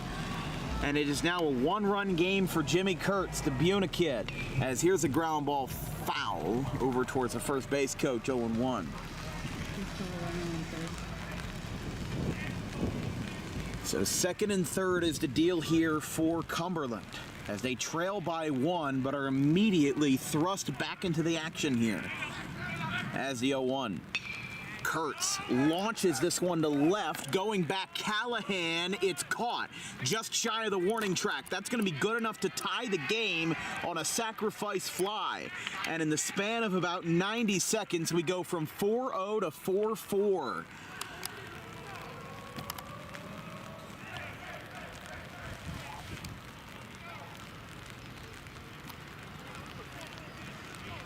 So just a runner on second here as a sac fly to left gets the second out of the inning for Kurtz, and it is his 3rd fly out of the game, but this one is certainly the most valuable. That one shoots into left field. That's a base hit. It boots for Callahan. The throw to the plate is up the line. Gomez can't get there. Runner to second. 5-4 Cumberland. Oh my. Cumberland goes from down 4 to up 1 with a 5 spot in the 5th. As Baldino now 3 for 3 with an RBI double down the left field line.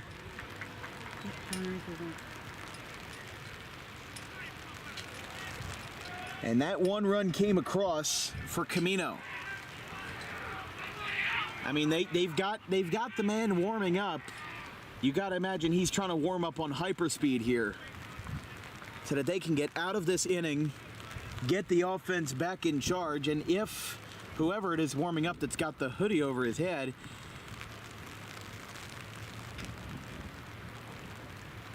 you got to imagine that they want this inning to get over as soon as possible so he doesn't have to come in and finish the job.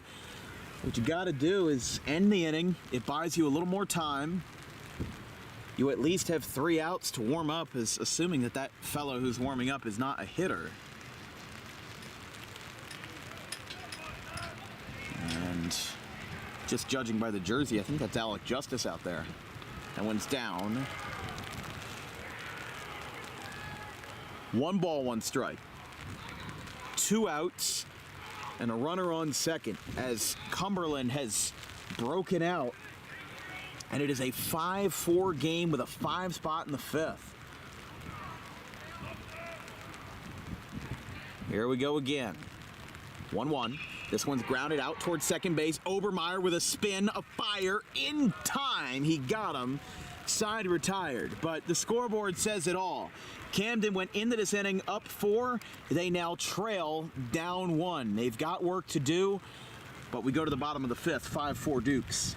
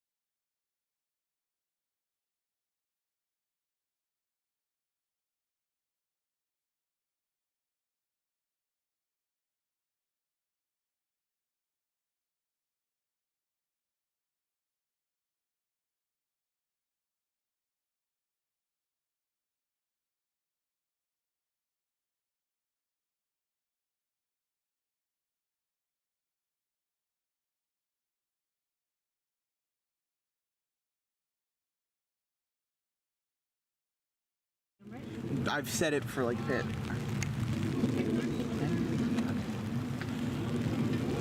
We do have a new pitcher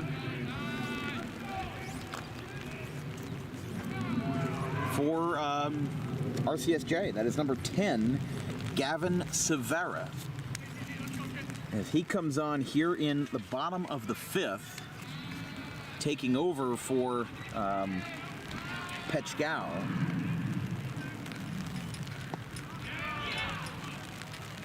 1-1. Severa out of Woodland, PA. Not Woodland, NJ, but out of Ridley High. There's a ground ball through the right side. There's a base hit. So Camden is back in order after all with a base hit from Guevara as we get started here in the bottom of the 5th. Severa, 9 appearances this year, 7 2/3 innings, 10 strikeouts, 15 walks, an ERA of 10.57. So not ideal, but he is going to try to do his best to work through it here.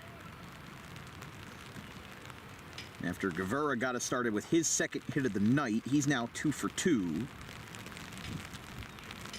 And now facing Ify. He bunts, he tomahawked that one into the ground. The throw to first is in time. And Guevara does advance to second on the sacrifice. I mean, this is brand new what we're seeing from Camden County. I mean, seriously, you know, they did not really do any bunting at all in game 1. And I mean, yeah, they did it occasionally in the couple of games that we had covered beforehand, but I'd really never seen anything like this.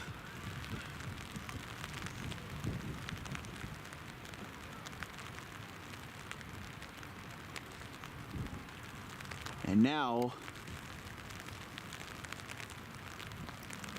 talk about a lineup card change here with the head coach. Now the umpires are coming over to talk about it.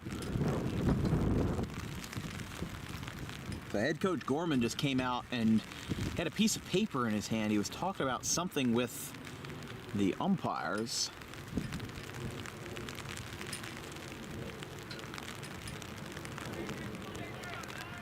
I'm not sure what happened there, but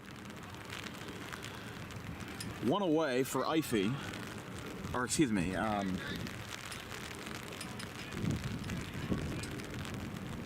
after the sacrifice bunt, here is Alec Justice. He takes a ball, 1-0. Our next broadcast is Monday, the 6th of May, between Gloucester and Audubon in Colonial Conference play. That one is down, 2-0. And of course, today is not only my half birthday, but May 4th. So for all those geeks and nerds out there, May the 4th be with you. Hey, I'm right here. Producer just said, hey, I'm right here. Never been huge on the Star Wars franchise, but that one is down, and now the tying run sees the light at the end of the tunnel down at third as he advances on a wild pitch. Justice lined out into a double play, or popped out into a double play, I guess you could say, because he was bunting and was retired that way.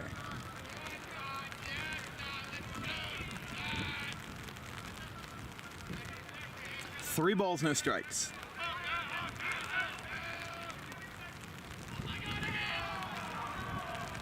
That's ball 4.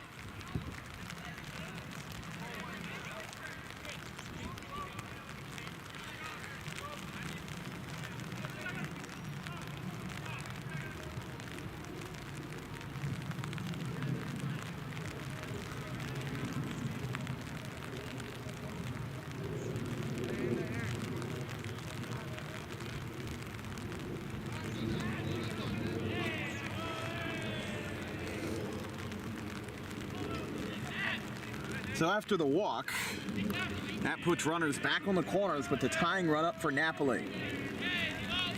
First pitch, strike called. 0-1.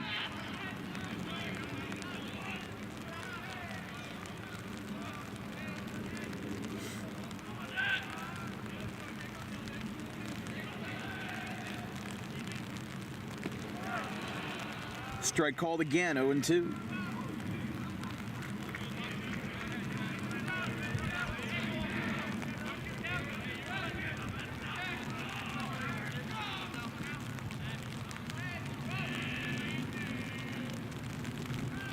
That one skips in.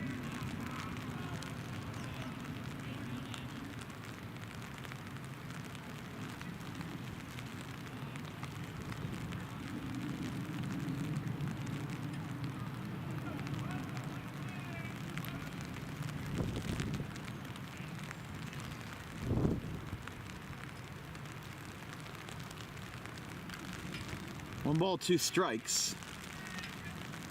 And time is called behind the plate. With one away, Ryan Slider will be on deck, and obviously it's not ideal to have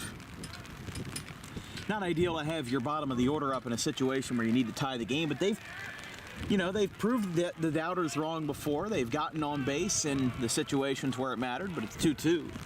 But you can tell Severa's having problems with the grip. He's not really throwing anywhere near the strike zone, and it doesn't give you a whole lot of confidence. 2 balls, 2 strikes, 1 out, and runners on the corners. That ball is way inside. It goes behind the batter, and the game is tied. Guevara scores, flies into the dugout with a head full of steam, and it's 3-2.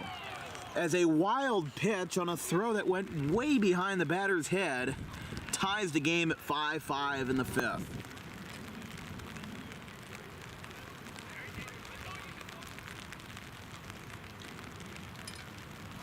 And now, immediately after that wild pitch, Gorman is going out to talk to him, because obviously this is not good. Where, I mean, you saw it. It went behind the batter and over his head. So the form was way off there, but he's still got another pitch to throw. It's 3-2 with 1 away, and you've still got that go-ahead run, Justice, standing right in front of us on second base. So it's not over yet. You still gotta fight through. You've still gotta take those opportunities on the chin. And you gotta take those losses on the chin. You know that the offense is capable. You've dug into Sangataldo already. You know you're going to be facing their bullpen most likely. But after the mound visit, it's 3 balls, 2 strikes. Go-ahead run on second for Camden County here in the 5th. Here's the pitch. Outside, ball 4. And now that run is occupied again after back-to-back walks. But again, still nothing in the Cumberland bullpen, which makes me think that they're probably warming somebody up behind the dugout, which I don't know why you'd do that, because you've got an entire bullpen to yourself. Down the first base line, they were warming up in it before the game. Slider takes down, that ball skips away. Everybody's gonna move to throw down to third, not in time. Justice is in there standing up, which is a dangerous move, but it works out nonetheless. And actually, I'm sorry, both runners did not advance. Now we've got runners on the corners because Napoli held at first. And Justice was the one who made the bold decision and went to third. But that's a teamwork move right there. You're doing that for your team to get yourself closer to scoring the go-ahead run. Because with 1 out, you don't know how you're going to be advanced. You don't know if there's going to be a strikeout. You don't know when the next wild pitch is going to be. So you want to put yourself in the position to score.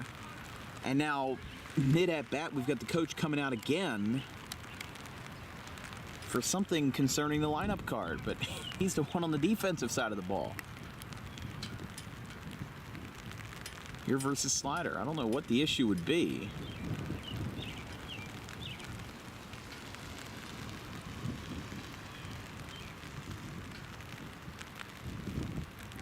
A 5-5 game in the 5th. With Slider digging in here. Runners on the corners. Go ahead run 90 feet away. At third.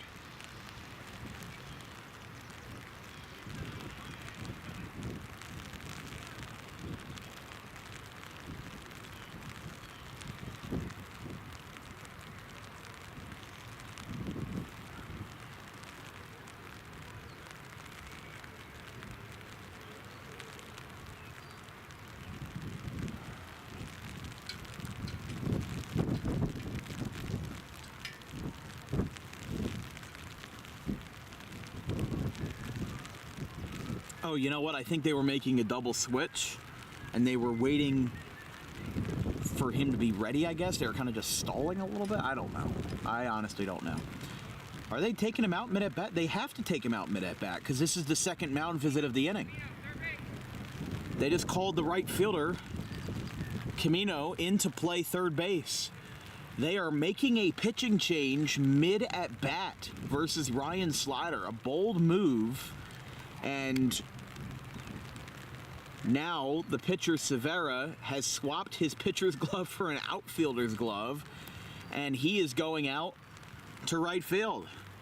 Usually when a pitcher is taken out of the game, he gets to go back to the dugout, you know, drink some Gatorade and relax, but he has no such liberty. Now he's got to go out to center field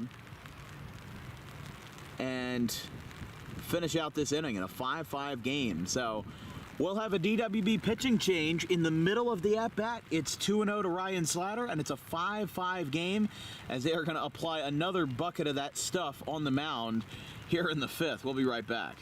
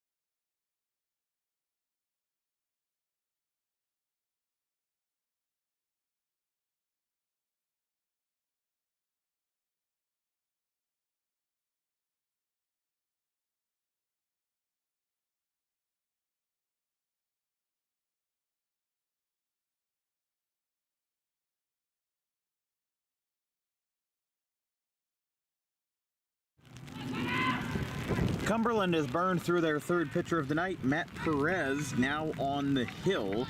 A couple of changes as Gavin Severa moves out to right field. Perez, the Washington Township native, throws a ball down, and Joe Carino, moves from right field to third base. 3-0. Strike called in the outside corner.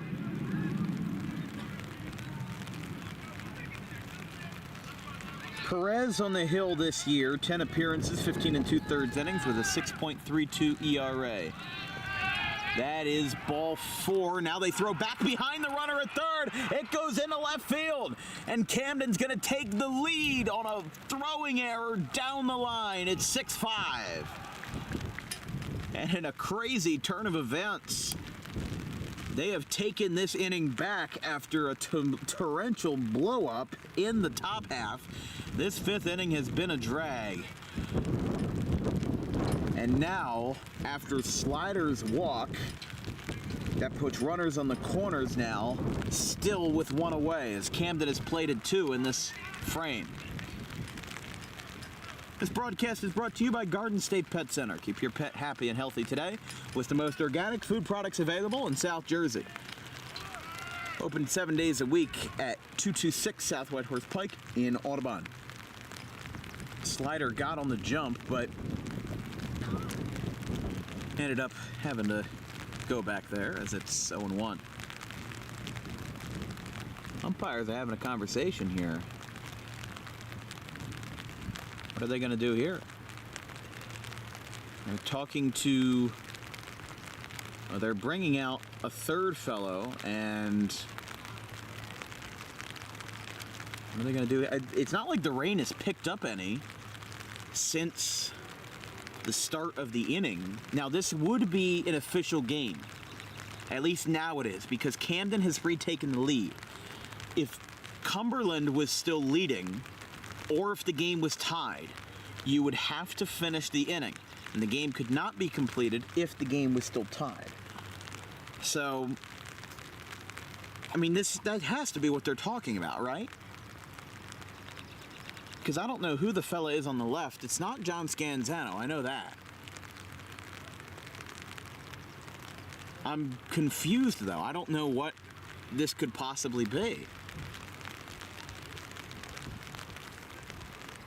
Are they just going to go back into action here? Yeah, it looks like it. Whoever that is goes back to the Camden County dugout. But yeah, Scanzano is somewhere in there in the navy blue. But I know whoever they just talked to is not John Scanzano. So it's 0-1. To throw back to first. Not in time. But it's 6-5 Camden. So technically, if this game could not resume, which I think it could. I mean, it's light rain. It's really not anything bad. It's a little chilly, but nothing terrible. I've seen plenty worse. Now they're going to throw down to third. The throw to second is not in time. He got in there. They did the classic move where they threw to the lead runner and then advanced Slider up to match him. So now that's second and third are the runners for the Cougars as the Dukes get burned again. We'll step off here. And now he's set. The 0-1. Ooh, what a slurve right there. That was a beautiful sweeper. And it is 0-2 to Arter.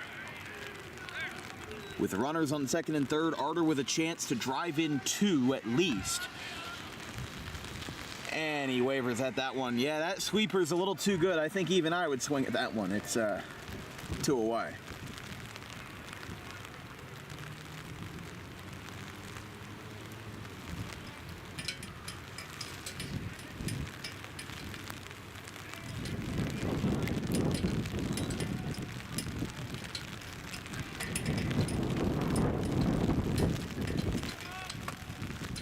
First pitch is down, and it's 1-0 to Obermeyer. he trying to say it got him in the foot? You can see he lifted up his leg there as he was facing towards the umpire. And now they're walking towards each other again. I think Obermeyer was trying to make the case that it hit him in the foot. I didn't see anything.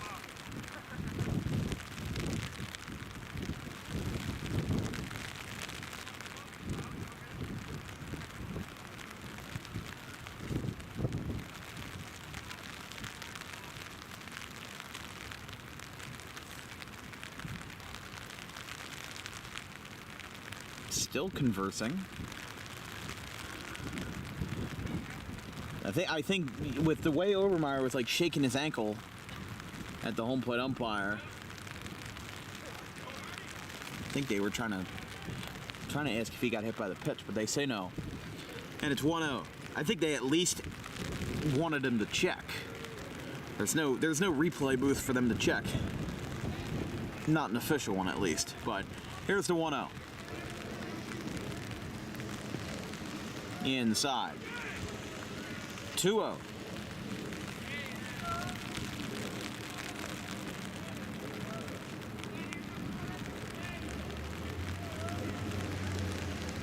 Little tapper foul.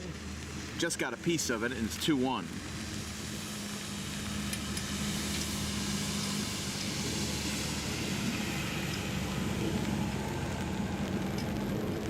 Yeah, a lot of NJ Transit buses coming through here, and it's not even a class day, it's a Saturday. Curveball gets in there. This dude's got some seriously wicked breaks. I don't know why they didn't put him in earlier, but I guess this is the reason why in a situation like this where you're in a tough spot, need somebody to get out of you fast. And here we go, 2-2. Curveball inside, 3-2, and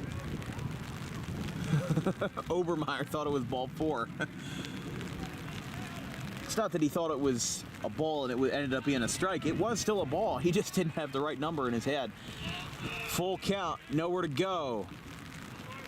He swung and the ball hit him. But it hit him on the bounce and not on the swing itself. The ball hit the bat first, so null point, and it's 3-2 again. 5:11 in the afternoon here. Been here for about 6 hours, since 11 a.m. this morning. We've had a fun day here at Camden County in their last home game of the year. And that is ball 4, loaded again.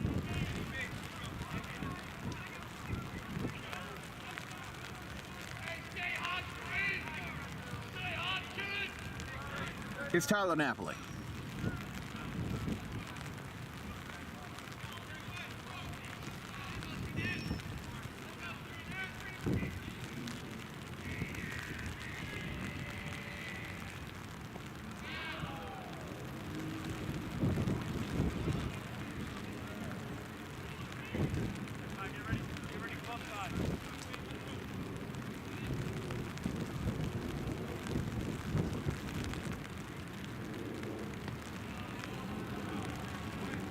That's a strike, it's 0-2.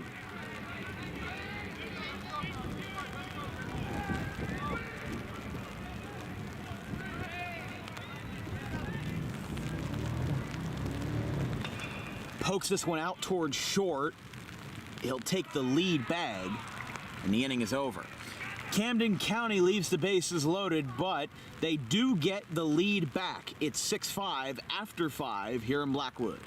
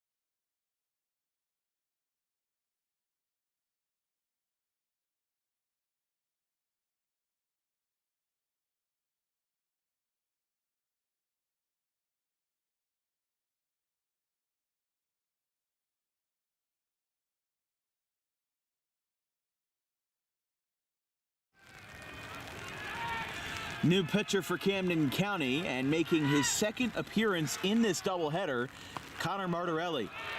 Ooh, takes outside. Right down the middle.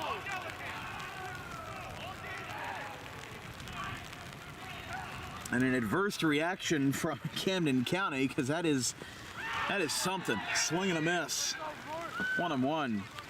You kind of have to force a swing and a miss here to get out of things. That's the unfortunate part.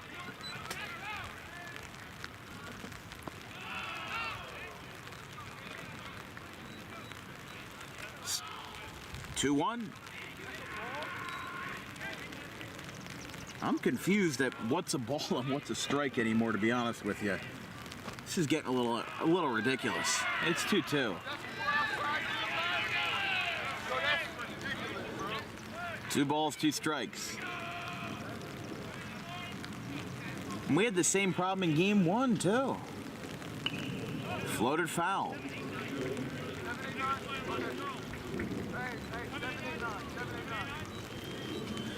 And the Camden outfielders are correct. It's 7, 8, and 9. And Brister, Wallace, and the pitcher Perez. For Cumberland here in the 6th. Rocket foul. That almost took down a tree. Still 2-2.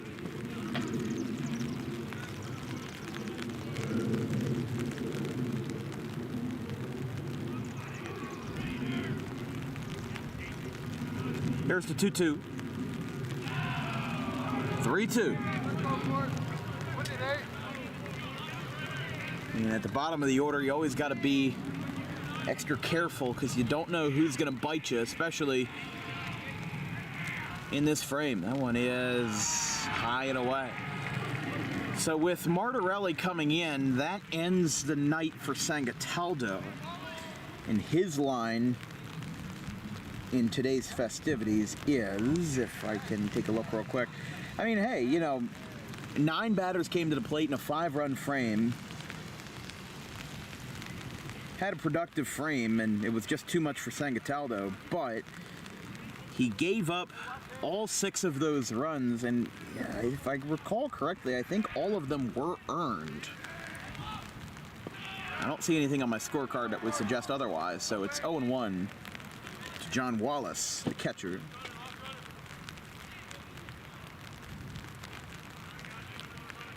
Total of 4 strikeouts across his 5 innings of work. Throw back to first, not in time.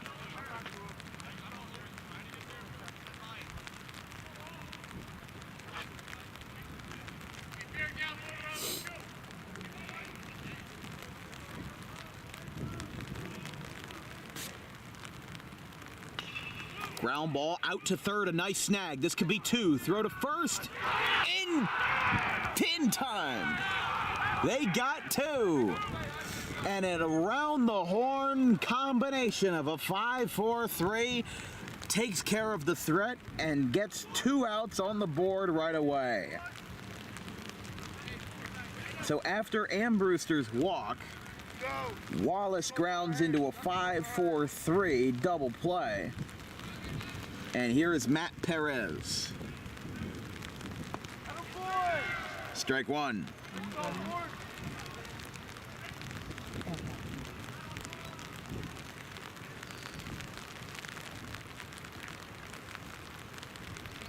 Oh, 1. Changeup misses high. And with no pitchers warming up at the moment in the Camden County bullpen, he might be tasked with finishing the last 6 outs after throwing multiple innings in game 1. So talk about a workhorse. That one's outside, 2-1.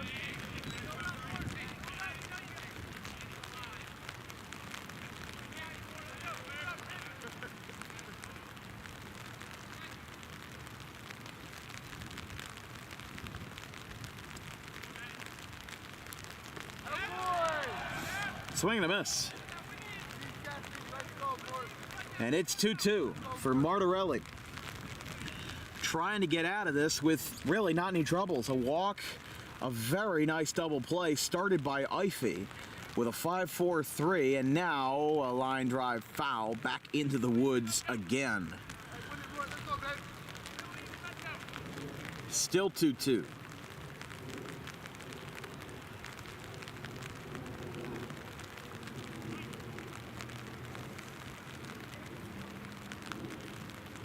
Outside.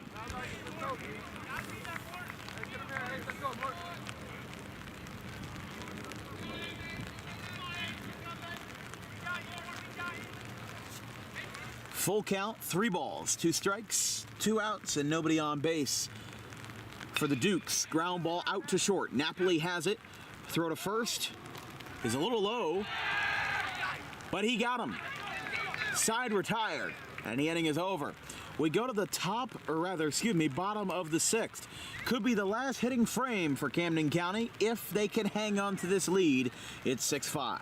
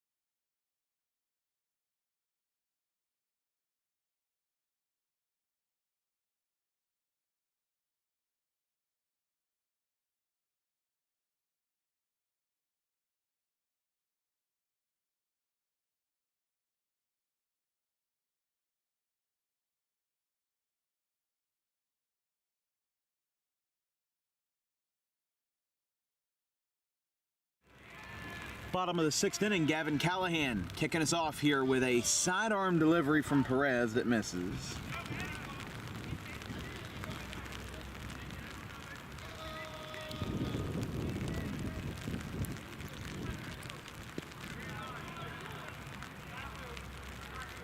There's a strike, 1-1.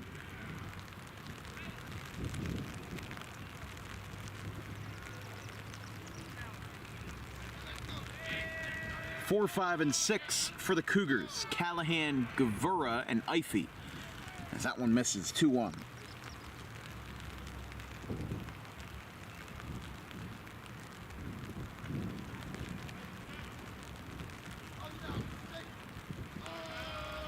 Final score from Game 2 of the softball doubleheader versus Raritan Valley, as here's a poker down the line, foul. Camden beat Raritan Valley 15-14 in Game 2, a slugfest to say the least.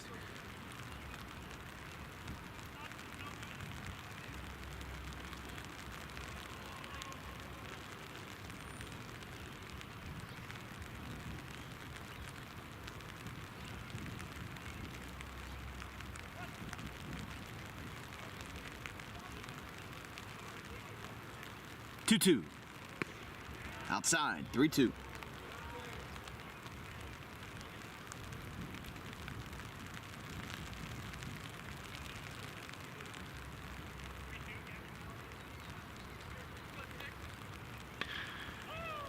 Callahan rips one foul, and it went into the tarp. It actually went into the kind of tube down there where the tarp is. Somebody's gonna have to grab that. The ball started being wet, wanted to go hide. And the 3-2.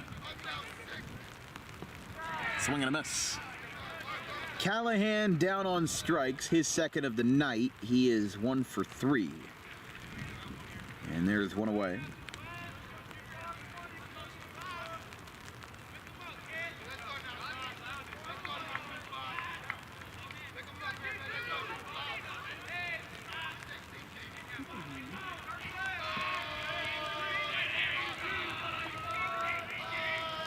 So here's Gavura again. Had an RBI single in Game 1 and also drove in an RBI in Game 2. He's 2 for 3.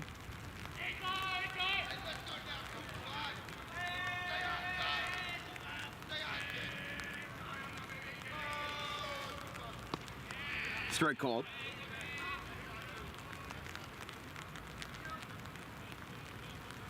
So Callahan's strikeout, followed up by a 1-1 count to Gavura. Fly ball out to straightaway right. And taken in by Severa. 2 away. And once Camden County turns this over, we'll be back with the final 3 outs of the night with Ify. 14 innings and not exactly a eventful first game, but this game has definitely been a little bit more exciting here in a 6-5 game. That one is outside.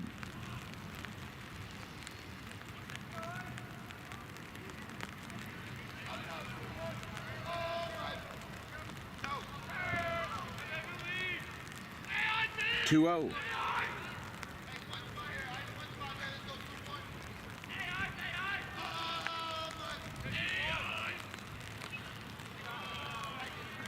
Foul back, 2-1. As we said, Camden County, this is their last home game of the year. Certainly would be an exciting ending to a long, grueling season. But they are not done their season yet. This is the last scheduled game for Cumberland. However, it is not for Camden County. They do have a doubleheader at Ocean County tomorrow. But for RCSJ-Cumberland, this is their last series of the year. 3-1 call the strike. Bat already went out of his hands. And that bat went far, too. It's 3-2. And that kind of behavior, I mean, not that it's bad, he prematurely threw the bat. Doesn't gain you any favorability with blue behind the plate. Here's the 3-2. Ground ball out towards third, picked up, throw across. A nice split, and it's in time. Side retired. Well, Camden County looks to close their last home game of the season with a win and salvage a game and avoid a sweep versus Cumberland. They're up 6-5 going to the top of the 7th. We'll be right back.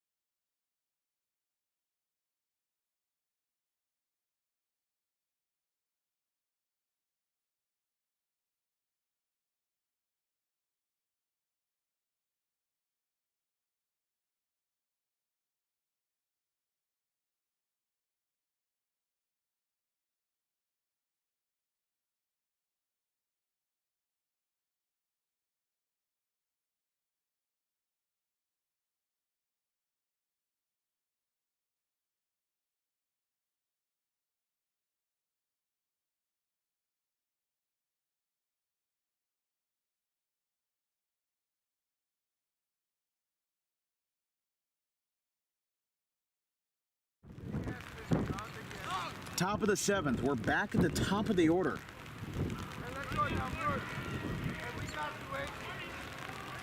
As Ty Powell bats in the top of the 7th versus Martorelli, who's going to try to get the final 6 outs of Game 3 in this series and Game 33 on the campaign for Camden County. It's 0-1. That one skips in, sends Gomez diving. Let's go now, Mark.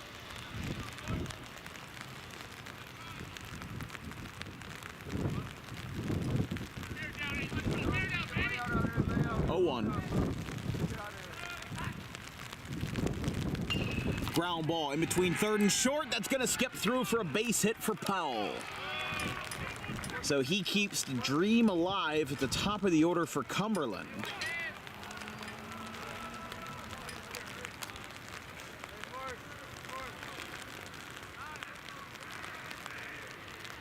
And Powell, after a not ideal Game 2, finally breaks the offer. He had reached base twice. And now, what's going on here? Scanzano is outside of the dugout, and are they giving out a towel? I think that's what it is, yeah. That's what it was. Here's Rennick.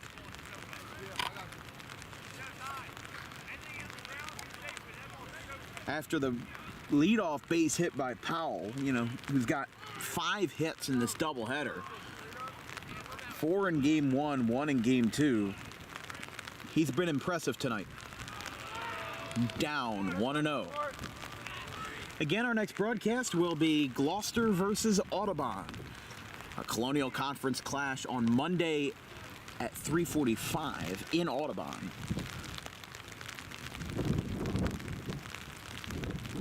Outside.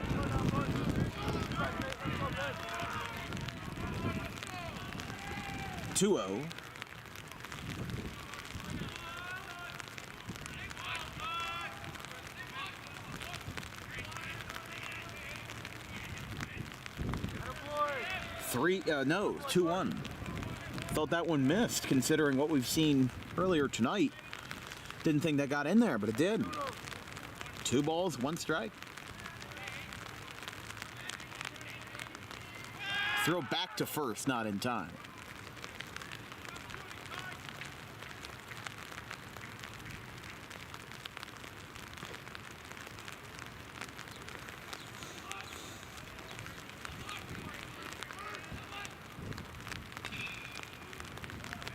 That one is foul.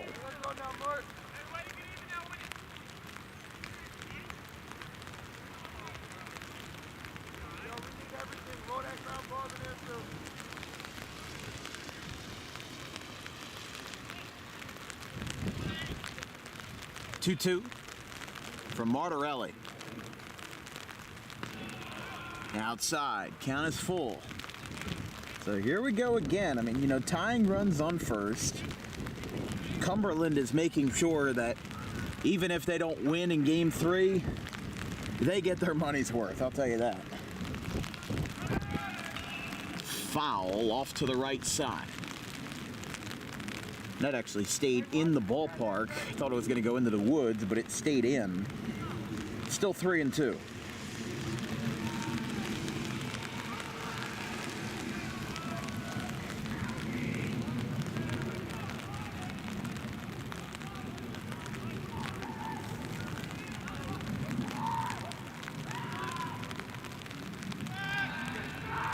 Throwback not in time.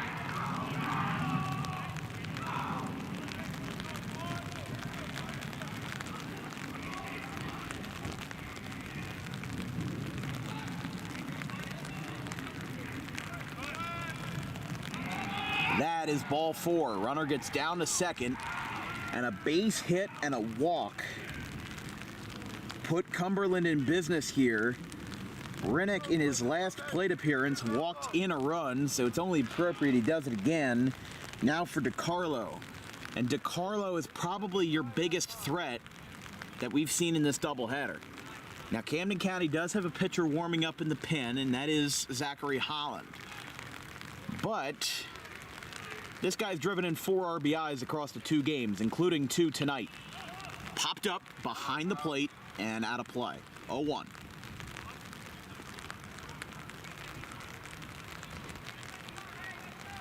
Todd, in the air, he's tagging. You gotta shoot him. Boy, look too. It's actually in the pen for Camden County is number 16, Carson McKendry. This one's jammed out towards shallow right field. It's caught by Obermeyer. And everybody holds up. Great play by Obermeyer. 1 away.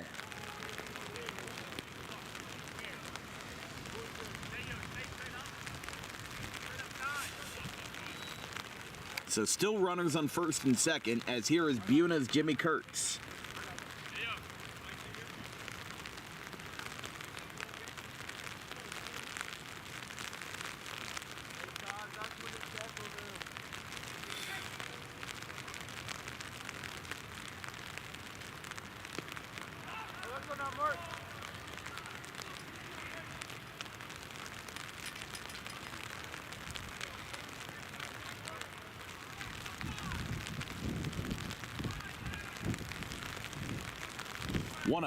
To the lefty, Kurtz.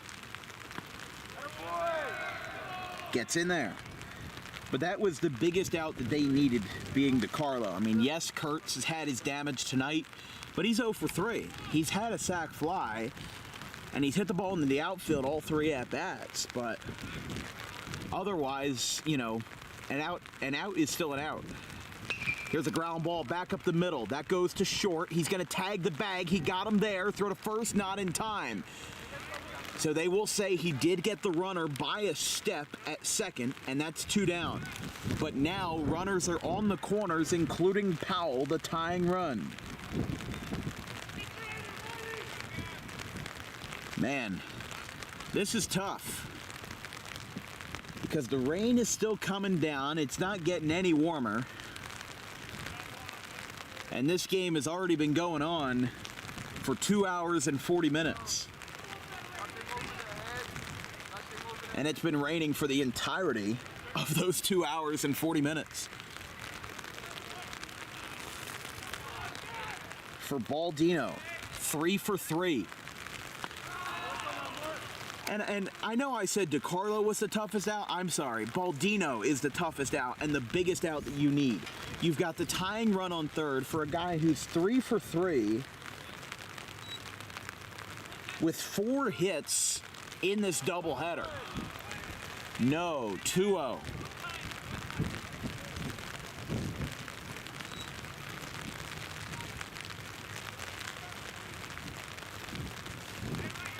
So for a guy that's been the most lethal weapon in this Dukes order, now you've got the tying run on, and he gets a swing and a miss. His head was somewhere else, and it's 2-1. I mean, I don't know who you give the player of the game, especially because Cumberland's had their stars. They just haven't gotten the lead. Had a couple lead changes back and forth. Strike called. And now it is 2-2. Last call here. 2 balls, 2 strikes, 2 outs. Both the tying run and the winning run, or the go-ahead, are in scoring position. It's runners on second and third. Down to the last strike versus the 3 for 3 Baldino. There's a ground ball, gets on top of it, and it's a foul ball. He stays alive, 2-2. If the inning and if the ball game continues, John Camino, who is 0 for 3 tonight with a fly out and a couple of ground outs, is next. 6-5 Camden, looking to salvage a win in this series and end the home series on top. That one is outside, and it's 3-2. This is the stuff that they make Hollywood movies out of. It's 3 balls, 2 strikes, 2 outs, tying run on third, go ahead on second, nowhere to run, nowhere to hide. Versus Baldino, he misses low, ball 4, and the bases are loaded again. Baldino reaches base for the 4th time tonight with a walk. And Martorelli, the only pitcher from either side to appear in both games of this doubleheader, leave John Scanzano on the top step making his defensive commands versus John Camino. 0 for 3. First pitch called a strike. 0-1. Camino, as we said, has flown out and grounded out a couple of times. It's 0-1 with 2 outs in a 1-run game in the top of the 7th. Outside, 1-1.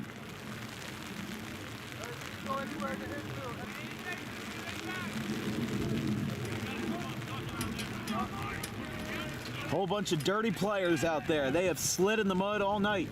They've played hard. They've played well. And now they've just got one more chance. Fly ball to straightaway right. Guevara has it, and that's the ball game. Cumberland may have won the series, but Camden County, in their final home game of the 2024 season, ends their home stretch with a win. And it couldn't have come in a more heart attack-inducing fashion. 6-5 the final. They beat Cumberland and the Dukes to improve to 13-21. RCSJ's loss brings them to 23-16 after splitting the doubleheader. Now, Camden County, as we said, will play Ocean County in a doubleheader tomorrow, which was a original makeup from April 12th. And as these guys shake hands, you know, we've gone through a tumultuous doubleheader tonight. Got here at 11 in the morning, and now almost 7 hours later, we are just now packing up the equipment. Your player of the game, presented by Harper Driving School, is going to go to, I don't even know, man. I mean, it's, I guess, Dan Obermeyer, you know? He's probably a guy that, I mean, maybe Tyler Guevara because he made the last out. I don't know. I don't even know who to nominate it to, but you know what? Find out on our Instagram after the game on DW Broadcasting for who we decided for that player of the game for game 2, because it might be Sangataldo, it might be Gavura, it might be Overmeyer. There's probably about 3 or 4 different guys you could choose from to make that decision. But RCSJ and Camden County split a doubleheader.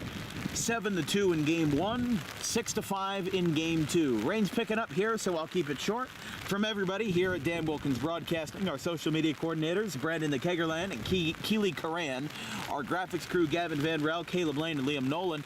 My wonderful producer, Donna Wilkins, I'm Dan Wilkins. We will see you on Monday for Colonial action between Gloucester and Audubon. Have a good one, folks, and enjoy the weekend. Stay dry.